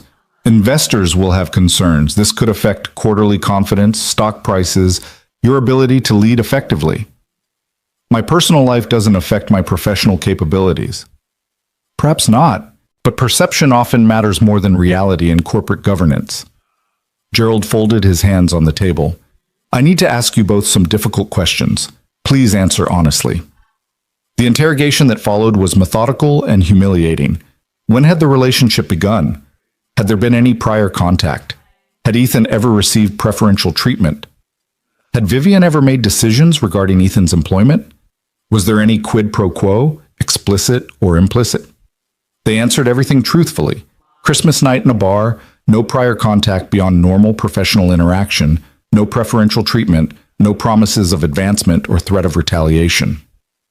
By the time Gerald ran out of questions, an hour had passed and Ethan felt like he'd been through a deposition. I appreciate your candor, Gerald said finally. Here's what happens next. We'll present this disclosure to the board. They'll review and provide guidance on appropriate next steps. In the meantime, Mr. Hale, your transfer request will be processed on an expedited basis. Ms. Cross, you'll need to recuse yourself from any decisions regarding Mr. Hale's employment, compensation, or performance reviews. Understood. Additionally, we strongly recommend discretion. While you're not required to hide the relationship, public displays of affection in the workplace, discussions of personal matters in professional settings, and any appearance of favoritism should be avoided. We understand, Ethan said. Jennifer spoke up. One more thing. If this relationship ends badly, if there are allegations of harassment or retaliation or any behavior that creates a hostile work environment, the company will take immediate action. That could include termination, legal action, and public disclosure. I need you both to acknowledge that you understand the stakes. We understand, Vivian said, and there was steel in her voice. Is there anything else? Not at this time. We'll be in touch within 48 hours with the board's response. They were dismissed like errant children called to the principal's office. Ethan walked out first, conscious of the need to maintain separation. Vivian followed 2 minutes later. They didn't speak, didn't acknowledge each other in the elevator down. It wasn't until Ethan was back at his desk, staring at reports he couldn't focus on, that his phone buzzed. My apartment. 7 o'clock. We need to talk. He typed back. I'll be there. The rest of the afternoon was torture. Every glance from a colleague felt loaded with suspicion. Every casual conversation felt like a minefield. Marcus asked if the meeting with HR went okay, and Ethan lied smoothly about routine policy updates. At 6:30, he left the office and walked to Vivian's building through January cold that had teeth. The city looked the same, indifferent, gleaming, busy with people living their uncomplicated lives. But Ethan felt like he was walking through a different world now, one where every choice had consequences that rippled outward in ways he couldn't control. Marcus the doorman greeted him by name now. Evening, Mr. Hale. Ms. Cross is expecting you. The elevator ride felt longer than usual. When the doors opened into Vivian's apartment, she was standing by the windows again, still in her work clothes, a glass of red wine in her hand. That was worse than I expected, she said without turning around. Yeah. They made it sound like we committed a crime. Corporate policy is designed to protect the company, not the people. She turned to face him, and he could see the exhaustion in her eyes. Are you having second thoughts? Because if you are, now's the time to say so. Before the board weighs in. Before this gets messier. Are you? I asked first. Ethan crossed the apartment, took the wine glass from her hand, set it on the side table. He took both her hands in his and met her eyes with all the certainty he could muster. No, I'm not having second thoughts. I'm angry that we have to justify caring about each other. I'm frustrated that corporate policy treats human connection like a liability. But I'm not doubting this. Us. Vivian's expression cracked, and suddenly she wasn't the CEO anymore. She was just someone who'd been holding herself together through sheer force of will and had finally reached the breaking point. I thought I could handle this. The scrutiny, the questions, the lawyers treating our relationship like a legal problem to be solved. Her voice wavered. But sitting in that room answering those questions, I felt like I was defending something that shouldn't need defending. Like we did something wrong by being human. We didn't do anything wrong. Then why does it feel like we're being punished? Because the system isn't designed for people like us. It's designed for hierarchy and control and maintaining the status quo. We're disrupting that. Of course there's resistance. She pulled her hands free, wrapped her arms around herself. What if the board says no? What if they tell me it's the relationship or the company? Then you have a choice to make. That's not helpful. What do you want me to say? That I'll walk away if it gets too hard? That I'll sacrifice this to make your life easier? I won't. I can't. I'm not asking you to sacrifice anything. I'm asking what happens if the choice is forced. Ethan was quiet for a long moment, choosing his words carefully. If the board forces that choice, then you need to decide what kind of life you want. The one you've been living, successful, powerful, and alone. Or the possibility of something different, even if it costs you the corner office. You make it sound simple. It's not simple. It's the hardest choice you'll probably ever make. But it's still a choice. Vivian moved to the couch, collapsed onto it with the boneless exhaustion of someone who'd been running on adrenaline for too long. I've spent 15 years building this career. Everything I am, everything I've accomplished is tied to Meridian. If I walk away, who am I? You're Vivian Cross, brilliant, complicated, human. The CEO title doesn't define you unless you let it. Easy for you to say, you're not the one facing that choice. I'm facing my own version. If I stay at Meridian with you, my career becomes a footnote to yours. Every achievement will be questioned. Every promotion will be attributed to favoritism. I'll be the guy who slept with the boss forever. That's what I'm choosing, so don't act like I don't understand sacrifice. She looked at him, and something shifted in her expression. You're right. I'm sorry. We're both risking everything. I'm just terrified of losing and taking you down with me. Then let's not lose. How? The board could force my hand. Policy could require one of us to leave. The optics could become untenable. Or none of that happens. Or it does happen, and we deal with it. Together. Stop catastrophizing every possible outcome and focus on what we can control right now. Which is what, exactly? We wait for the board's response. We follow whatever guidelines they set. We keep being honest with each other and with HR. We don't hide, but we don't flaunt it either. We do everything right and hope that's enough. Vivian laughed bitterly. You're asking me to have faith in a system designed to protect itself, not us. I'm asking you to have faith in us, that what we have is worth fighting for, regardless of what the system says. She was quiet for a long time, just sitting there with her defenses down and her vulnerability showing. When she finally spoke, her voice was small. I'm not good at faith. I'm good at control, at strategy, at managing outcomes. I can't control any of it. And that terrifies me more than anything the board could say. Ethan sat beside her, close but not touching. I know, but maybe that's the point. Maybe the things worth having are the things we can't control, the things that require trust instead of strategy. That's a terrible business model. Good thing this isn't business. She leaned against him then, and he wrapped an arm around her shoulders, and they sat in silence while the city lights came on outside and the weight of the day finally settled into something bearable. Stay tonight, Vivian said quietly. I just don't want to be alone. Okay. They ordered dinner, neither of them ate. Watched a movie, neither of them followed. Eventually migrated to her bedroom, where Ethan discovered that the woman who lived in minimalist perfection kept her bed piled with pillows and blankets like a nest.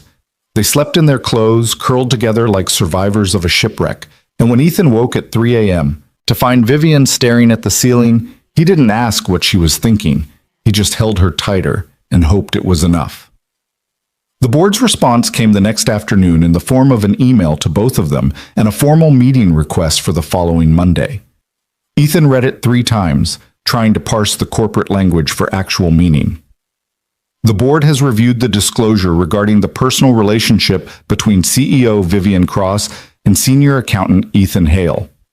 While we appreciate the proactive disclosure and proposed conflict management strategies, the board has concerns regarding optics, governance, and potential liability. A formal meeting has been scheduled for Monday, January 6th at 10 a.m. to discuss next steps and establish clear guidelines moving forward. Attendance is mandatory. Vivian called him 5 minutes after the email arrived. They're not saying no, she said without preamble, but they're not saying yes either. What do you think they'll say Monday? I think they'll give me an ultimatum. End the relationship or step down as CEO. You don't know that. I know the board. I know how they think. This is a liability they'll want eliminated, and the easiest way to do that is to eliminate the source. So what do? We go to the meeting, we make our case. We remind them that my personal life doesn't affect my professional capabilities. We hope it's enough. And if it's not, the pause on the other end of the line was long enough that Ethan thought the call had dropped.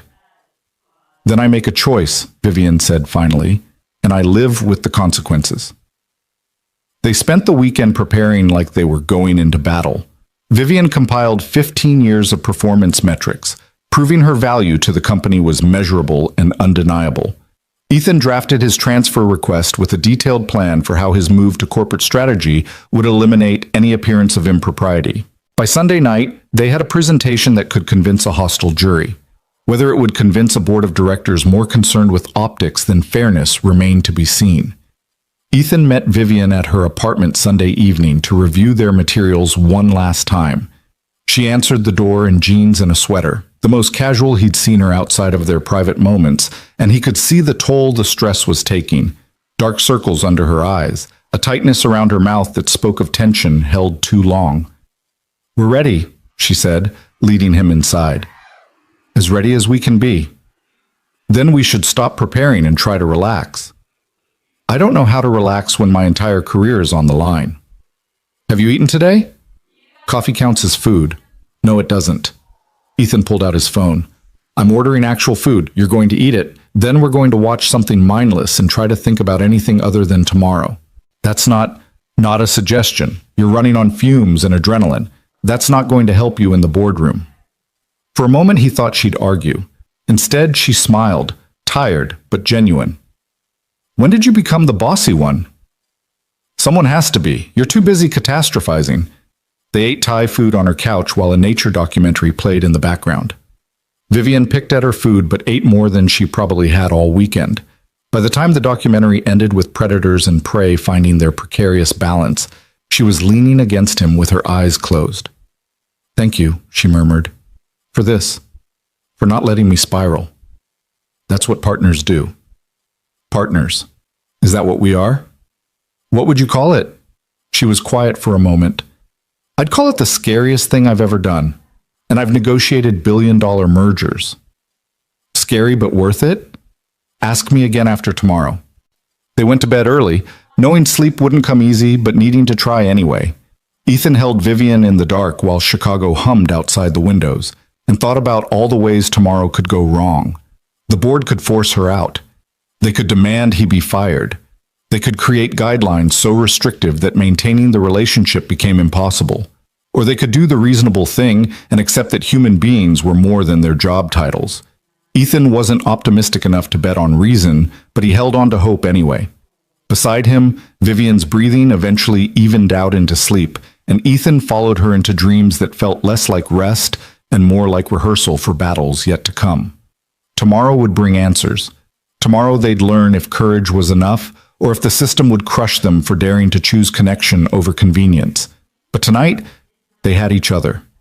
And in the uncertain darkness before dawn, that had to be enough. The boardroom on the 32nd floor was designed to intimidate. 20-foot ceilings, a table that could seat 30, and walls lined with portraits of past CEOs who stared down like judges from another era. Ethan had never been in this room before. Most employees went their entire careers without seeing the inside of the executive sanctum where the real power of Meridian Financial made its decisions. He sat beside Vivian at one end of the massive table, while 9 board members occupied the other end like a tribunal. Gerald Morrison and Jennifer Calloway flanked them as witnesses or perhaps referees. The air conditioning was set too cold, probably deliberately, and Ethan could see Vivian's jaw tighten with tension she was trying to hide. Robert Chen, the board chairman, sat at the head of the table. He was 72, silver-haired, and had been on Meridian's board for 23 years. He'd hired Vivian as CEO 7 years ago when the company was hemorrhaging money and reputation. She'd saved them, built them into one of the most profitable financial firms in the Midwest. And now they were sitting in judgment of her personal life like she was a child who'd broken curfew. "Ms. Cross, Mr. Hale, thank you for meeting with us." Robert's voice was measured, giving nothing away. "We've reviewed your disclosure and the proposed conflict management strategies. We appreciate your transparency in bringing this matter to our attention." "Thank you," Vivian said, and her CEO voice was flawless, controlled, professional, revealing nothing of the woman who'd barely slept the night before. "However," Robert continued, and that single word landed like a gavel, "the board has significant concerns about the optics and potential liability of this relationship. Ms. Cross, you are the public face of this company. Your judgment, your decision-making, your personal conduct, all of it reflects on Meridian's reputation and shareholder confidence." "I understand that, which is why we've been completely transparent and proposed concrete steps to manage any conflict of interest." Patricia Morrison, the only other woman on the board, leaned forward. "The issue isn't just conflict of interest, Vivian. It's perception. You're 42 years old, CEO of a billion-dollar company. Mr. Hale is, forgive me for being blunt, a junior employee nearly a decade your junior. The power dynamic is inherently problematic." Mr. Hale is 34, Vivian corrected coolly. 8 years is hardly scandalous, and the power dynamic is exactly why we're here, to address it proactively rather than hide it. By asking him to transfer departments, that doesn't eliminate the fundamental imbalance. You're still his ultimate superior. Ethan spoke up for the first time. With respect, Miss Morrison, I'm not a victim here. I'm a grown man who entered this relationship with full awareness of the implications. Treating me like I can't make my own decisions is more insulting than the power dynamic you're worried about. Several board members shifted uncomfortably. Robert's expression remained neutral, but something flickered in his eyes. Maybe surprise, maybe respect. Mr. Hale, no one is suggesting you're a victim, Robert said, but we have a responsibility to consider how this relationship affects the company. If it becomes public knowledge, and in today's environment, everything becomes public eventually, how do we explain it to shareholders, to clients, to the employees who work under both of you? You explain it the same way you'd explain any relationship between consenting adults, Ethan said. With the facts. We met. We connected. We disclosed it appropriately and took steps to manage any conflict. If people choose to make it sordid, that says more about them than us. But idealistic but naive, another board member, Thomas Wade, interjected. The court of public opinion doesn't care about facts. They care about narrative. And the narrative here is CEO sleeps with subordinate. That's not a story that helps Meridian's reputation. Vivian's voice went cold. So you'd rather I lie? Hide my personal life? Pretend to be the ice queen the media loves to write about because it's better for optics? We'd rather you exercise better judgment, Patricia said quietly. You're brilliant, Vivian, one of the best CEOs I've worked with. But this is a distraction we don't need.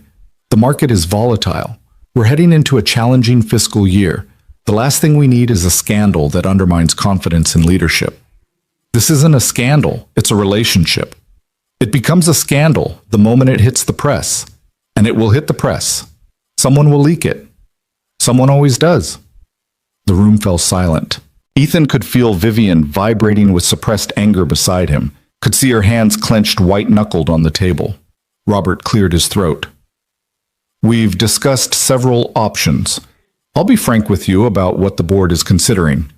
Here it comes, Ethan thought. The ultimatum. Option 1. Ms. Cross ends the relationship immediately. Mr. Hale transfers to another department as planned, and we move forward as if this conversation never happened. Clean break, minimal disruption. Not acceptable, Vivian said flatly. Option 2. Ms. Cross steps down as CEO. She can retain a board position and consulting role, but day-to-day leadership transfers to someone without this particular complication. Mr. Hale remains in his current position, no transfer necessary. Also not acceptable. Option 3, Robert continued as if she hadn't spoken, and this is the one we're leaning toward. Ms. Cross takes a leave of absence. 3 months paid with the understanding that during this time, you both determine if this relationship is serious enough to warrant the professional sacrifices it requires. If at the end of 3 months you decide to continue the relationship, we revisit the conversation about appropriate next steps. If you end it, you return as CEO with no questions asked. Vivian stared at him. You want me to take a leave of absence? From my own company? From the company you work for, Patricia corrected gently. You're CEO, Vivian, but you're not owner. The board has a fiduciary responsibility to act in Meridian's best interests. Right now, this situation is a liability we need to manage. This is insane. I've given this company everything. I saved it from bankruptcy. I've exceeded every performance metric you've set. And you're punishing me for being in a relationship? We're not punishing you, Robert said. We're giving you time to determine if this relationship is worth the cost. 3 months to figure out if what you have with Mr. Hale is real or if it's, forgive me, a midlife crisis that will pass if given space to breathe. Ethan felt Vivian go rigid beside him. When she spoke, her voice could have cut glass. I don't need 3 months to know what this is. I need you to trust that I can manage my personal life without it affecting my professional capabilities. We do trust your capabilities. We're less certain about your judgment right now. My judgment is sound. It's your double standard that's the problem. If I were a male CEO in a relationship with a female employee, we wouldn't be having this conversation. That's not fair, Patricia started. It's completely fair. You want to know why I'm single at 42? Because I spent 15 years proving I could do this job better than any man. I worked twice as hard for half the recognition. I sacrificed relationships and family and anything that might make me look weak or emotional or human. And the first time I dare to actually have a personal life, you treat it like a failure of judgment. The room was silent. Even Robert looked uncomfortable. Vivian, he said quietly, this isn't about gender. It's about timing and optics, and it's about control. You're uncomfortable with the idea that I have a life outside these walls, so you're trying to force me to choose career or relationship, success or happiness, like they're mutually exclusive. That's not what we're saying. It's exactly what you're saying. Vivian stood, and Ethan saw the woman he'd met in that bar on Christmas night, raw, angry, done with pretending. I've given this company 15 years of my life, 70-hour weeks, missed holidays, relationships I never started because I was too busy proving myself. And it's still not enough. I'm still being judged for daring to be human. Miss Cross, please sit down. No, I'm done sitting down. I'm done pretending that success means isolation. I'm done sacrificing everything personal for professional approval that's apparently conditional on me staying alone. She looked at each board member in turn. I resign. The word detonated in the room like a grenade. Vivian, wait. Robert stood, genuine alarm in his voice. I resign as CEO, effective immediately. You want to avoid a scandal? Here's your scandal avoidance. I'm choosing to walk away before you force me out. I'm choosing the relationship over the corner office. I'm choosing to actually live my life instead of performing for approval I'll never fully earn. You can't be serious, Patricia said. You've worked too hard to throw it away for what? For love? For connection? For the possibility of building something that matters more than quarterly earnings? Vivian's laugh was bitter. You're right, I have worked too hard, which is exactly why I'm done working myself to death for a company that sees my humanity as a liability. Ethan stood slowly. Vivian, think about this. I have thought about it. I've thought about nothing else for 3 days, and I'm done thinking. She looked at Robert. Draft whatever press release you want, stepping down for personal reasons, pursuing new opportunities. I don't care. Just make it clean. This is a mistake, Robert said, and he sounded genuinely concerned. You're making a decision out of emotion. I'm making a decision out of clarity. For the first time in 15 years, I'm seeing clearly. Success without happiness is just expensive loneliness. I've had enough loneliness to last a lifetime. She turned and walked out of the boardroom without waiting for dismissal, leaving 9 shocked board members and 1 terrified boyfriend in her wake. Ethan looked at Robert, at the assembled board members who were staring at the door like they couldn't quite believe what had just happened. For what it's worth, he said quietly, she's right, about all of it. Then he followed Vivian out, because some choices were more important than careers. He found her in the stairwell, leaning against the wall with her eyes closed and her chest heaving like she'd just run a marathon. When she heard his footsteps, her eyes flew open. Tell me I didn't just do that, she said. You just did that. Tell me I didn't just throw away 15 years of work for a relationship that's barely 2 weeks old. I can't tell you that either. She slid down the wall until she was sitting on the cold concrete floor, and Ethan sat beside her, shoulder to shoulder in the industrial stairwell that smelled of dust and cleaning solution. I panicked, Vivian said. They were going to force me out anyway. I just beat them to it. Maybe. Or maybe you finally chose yourself. I don't know how to be unemployed. I don't know who I am without the CEO title. You're Vivian Cross. Brilliant, stubborn, and apparently capable of dramatic exits that will be talked about for years. She laughed, and it sounded half hysterical. What did I just do? You quit your job to be with me, which is either the most romantic thing ever or completely insane. Probably both. She turned to look at him. Are you okay? I just made our relationship the reason the CEO of Meridian Financial resigned. That's going to follow you. Let it follow me. I'm not ashamed of us. You should be. This is a disaster. This is freedom. You've been trapped in that corner office for 15 years, Vivian. Maybe this is your chance to figure out what you actually want instead of what you think you should want.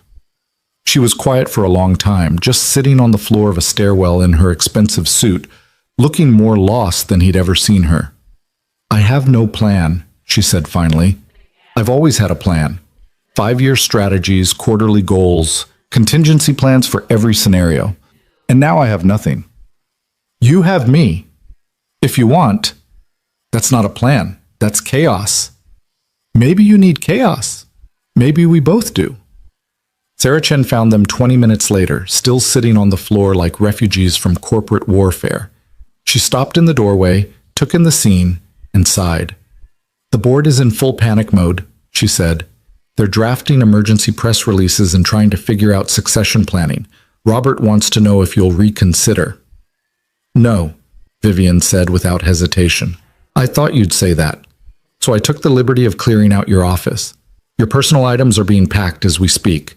Security will escort you out in 30 minutes. They're throwing me out? Standard protocol for executive resignations. Prevents sabotage or data theft. You know the drill. Vivian laughed. I literally wrote that protocol. I know, the irony isn't lost on me. Sarah sat on the step beside them. For what it's worth, I think you're brave. Stupid maybe, but brave. Most people never have the courage to walk away from success, even when it's killing them. I'm not brave. I'm terrified. Brave people are always terrified. That's what makes it brave. Sarah handed Vivian a folder. Your severance package. It's generous. They don't want a lawsuit.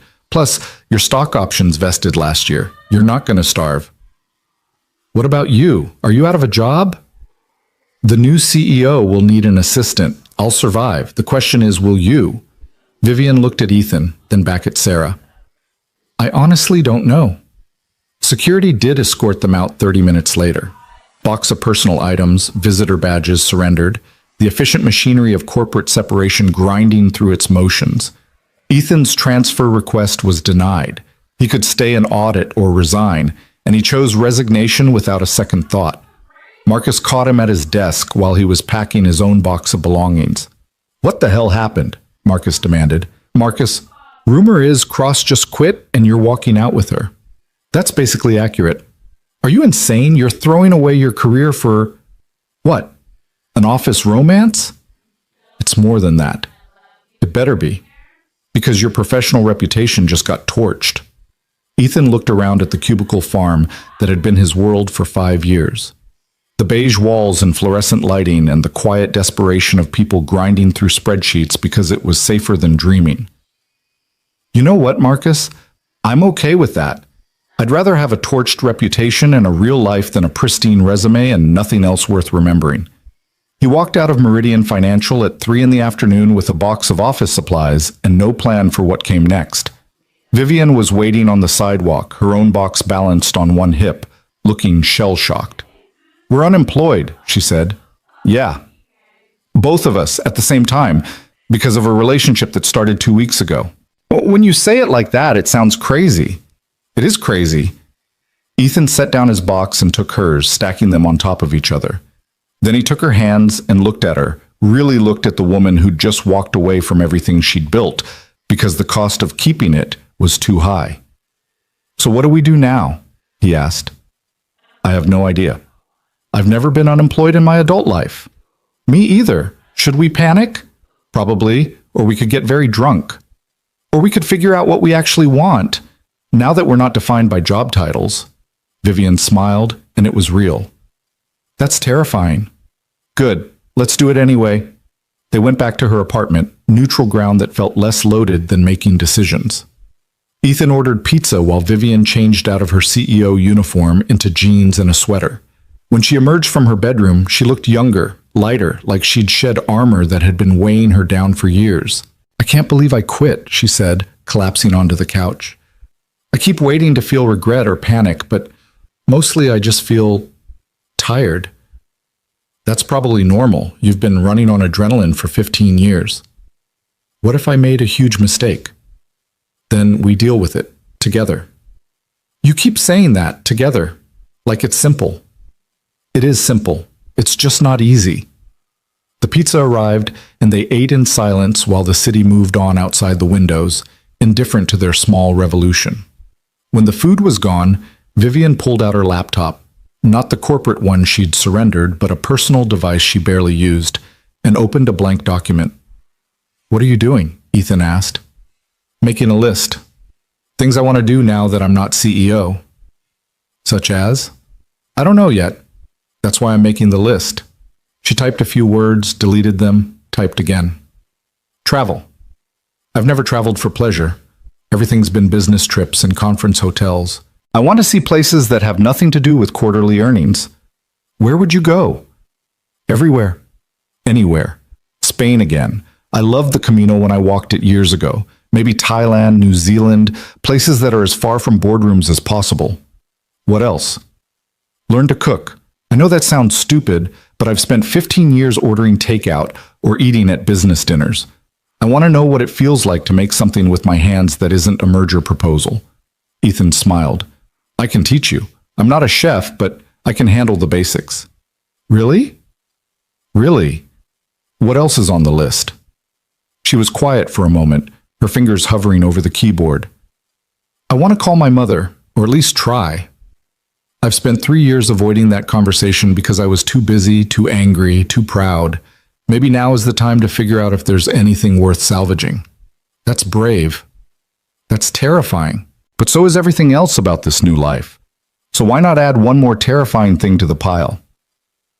They spent the rest of the evening building their lists, separate but shared, individual dreams that somehow wove together into possibility. Ethan wrote down playing guitar again, maybe taking lessons, definitely playing in public even if he was terrible. Running a marathon somewhere exotic, writing something that wasn't a financial report. By midnight, they had pages of ideas and no concrete plans, which somehow felt exactly right. "We need jobs eventually," Vivian said, closing her laptop. "Severance won't last forever." "I know, but maybe we don't need to figure that out tonight." "When then?" "When we've had time to breathe, to figure out who we are without the corporate identities we've been wearing for so long. That could take months. Then it takes months. We're not on anyone's timeline but our own now." The revelation seemed to hit Vivian physically. She sat back against the couch like the weight of it had knocked her down. No timeline, no quarterly reviews, no performance metrics, just time. "Just time," Ethan agreed. She turned to face him, and there were tears in her eyes. "Thank you." "For what?" "For not running, for following me out when I quit, for believing this is worth the chaos." "Of course it's worth the chaos. You're worth the chaos." She kissed him then, and it was different from before. Not desperate or tentative, but certain. A choice made with clear eyes and full acceptance of consequences. When they broke apart, Vivian was smiling through the tears. "I'm unemployed, terrified, and have no idea what I'm doing with my life. Same. But I'm happy. For the first time in years, I'm actually happy." "Me too." 3 months later, Ethan proposed in their living room. Not Vivian's penthouse. She'd sold that within weeks of quitting, citing that it was too big, too cold, too much of a monument to the life she was leaving behind. They'd found a smaller place in Lincoln Park. 2 bedrooms, actual kitchen, the kind of apartment where people lived instead of just sleeping between work marathons. The proposal wasn't planned. They were cooking dinner together. Vivian was getting better, though she still burned things with alarming regularity, and arguing about whether garlic needed to be minced or just crushed. And suddenly Ethan was on one knee with a ring he'd bought 2 weeks earlier and been too nervous to present. "Marry me," he said, interrupting her mid-sentence about proper knife technique. Vivian stared at him, wooden spoon still in her hand, tomato sauce dripping onto the floor.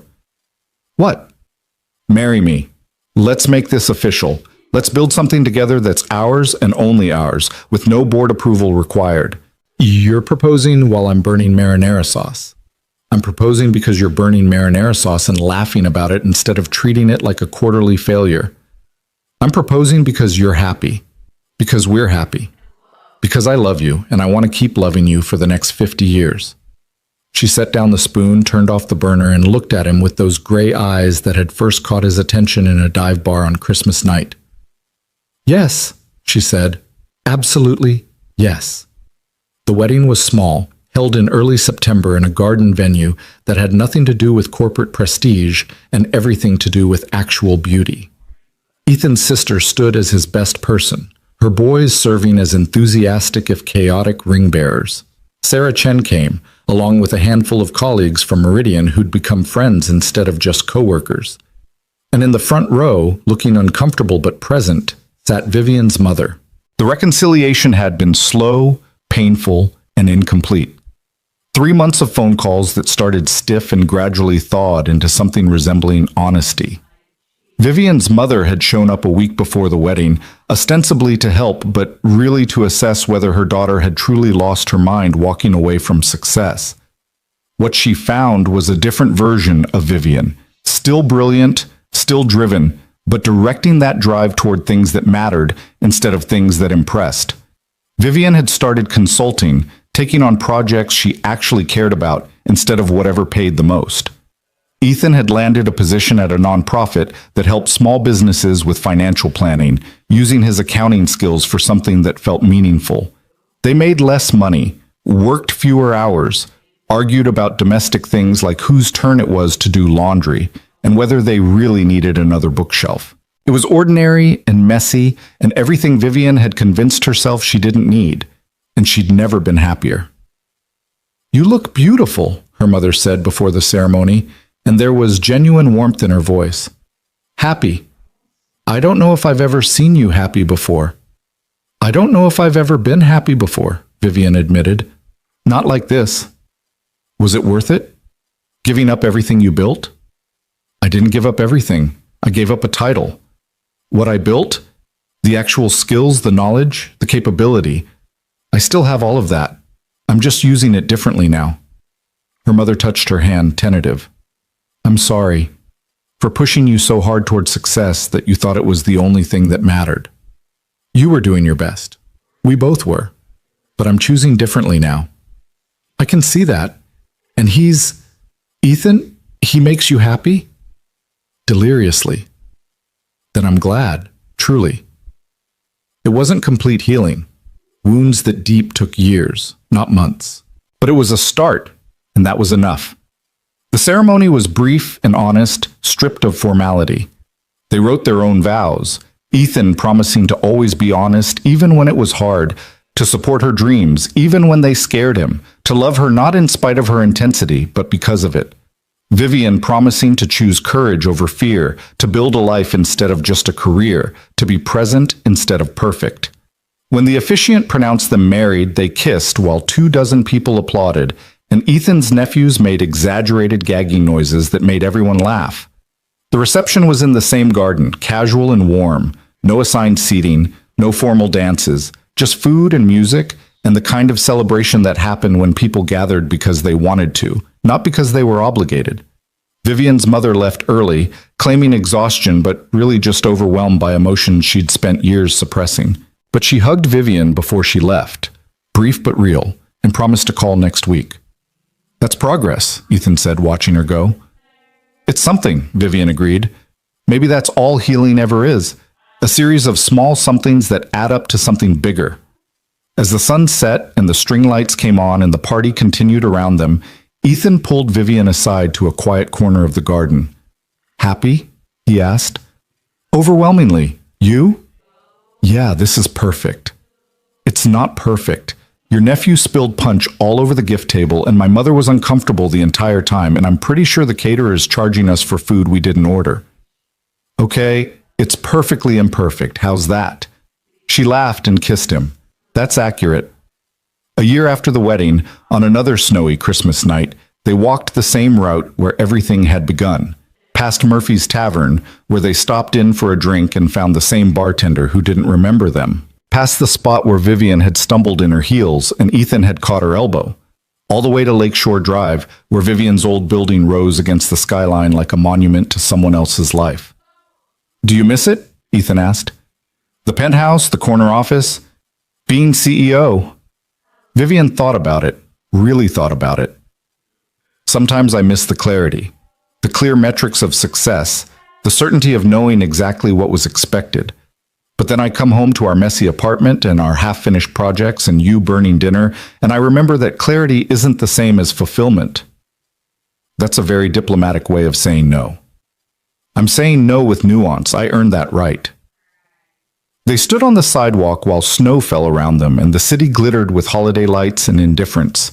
A year ago, Vivian had been drunk and desperate, and certain that success meant loneliness. Now she was married and building a different kind of life, and learning that happiness didn't follow a strategic plan. "What do you want for Christmas?" Ethan asked. "This, right here. Walking through the snow with you, going home to warmth instead of emptiness, waking up tomorrow without an agenda. That's all I want." That's a pretty low bar. It's the bar I should have been reaching for all along. They walked home hand in hand, leaving tracks in fresh snow that would be covered by morning. Behind them, the corporate towers gleamed with the lights of people still working, still climbing, still chasing success that looked impressive from the outside and felt hollow from within. Ahead, their small apartment waited with its clutter and chaos and the promise of something real. Vivian had built an empire and discovered it was lonely at the top. Success hadn't saved her. The corner office hadn't filled the void. But love, messy, complicated, requiring constant effort love, that had given her something worth more than any quarterly earnings report. She'd walked away from power to find partnership. Quit being a CEO to learn how to be human.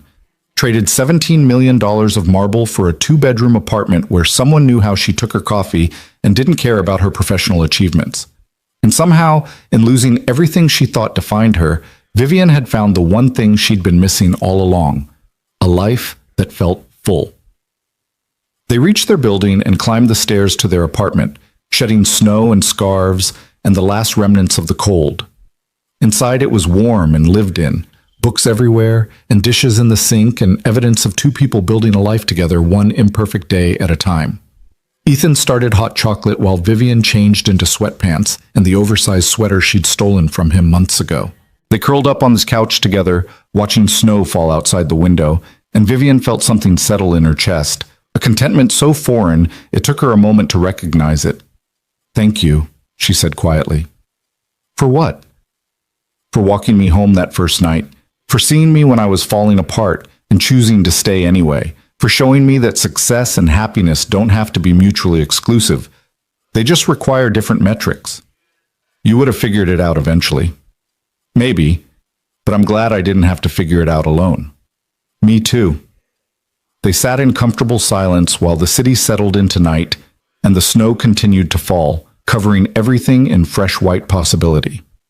Tomorrow they'd wake up and navigate their ordinary, extraordinary life, work and errands, and the small negotiations that came with building something together. But tonight, on Christmas night, exactly 1 year after a chance encounter in a dive bar, they had each other and warmth and the quiet certainty that choosing love over loneliness had been the bravest, smartest thing either of them had ever done. Outside, Chicago glittered and churned, indifferent to small human dramas playing out in its towers and apartments. But inside their home, Ethan and Vivian had found what no amount of success could buy: connection, partnership, and the courage to choose each other every single day. The story that began with a drunk CEO crying into whiskey on Christmas night had transformed into something neither of them could have predicted. Not a fairy tale. Those didn't include resignations and family reconciliations and the hard work of actually building a life together. But something real, something lasting, something worth every risk they'd taken and every sacrifice they'd made. Vivian Cross was no longer the Ice Queen of Michigan Avenue. She was just Vivian, wife, consultant, work in progress, learning to be human after years of being untouchable. And Ethan Hale was no longer just a senior accountant grinding through quarterly reports. He was a partner, husband, fellow traveler on the journey from loneliness to connection. Together, they'd built the one thing neither of them could buy or strategize or earn through performance metrics: a home. Not the $17 million kind with imported marble and floor-to-ceiling windows, the real kind, made of shared meals and honest conversations, and the willingness to choose each other even when it was hard. As midnight approached and Christmas gave way to another ordinary day, Vivian looked at Ethan, really looked at this man who'd dared her to walk home in the snow and ended up walking beside her through everything that came after, and knew with absolute certainty that she'd made the right choice. Success hadn't saved her, love hadn't erased her ambition. But together, choosing courage over fear and connection over isolation, they'd built the one thing that mattered most, a life that felt full. And that, Vivian thought as sleep finally claimed her, was worth more than all the corner offices in the world.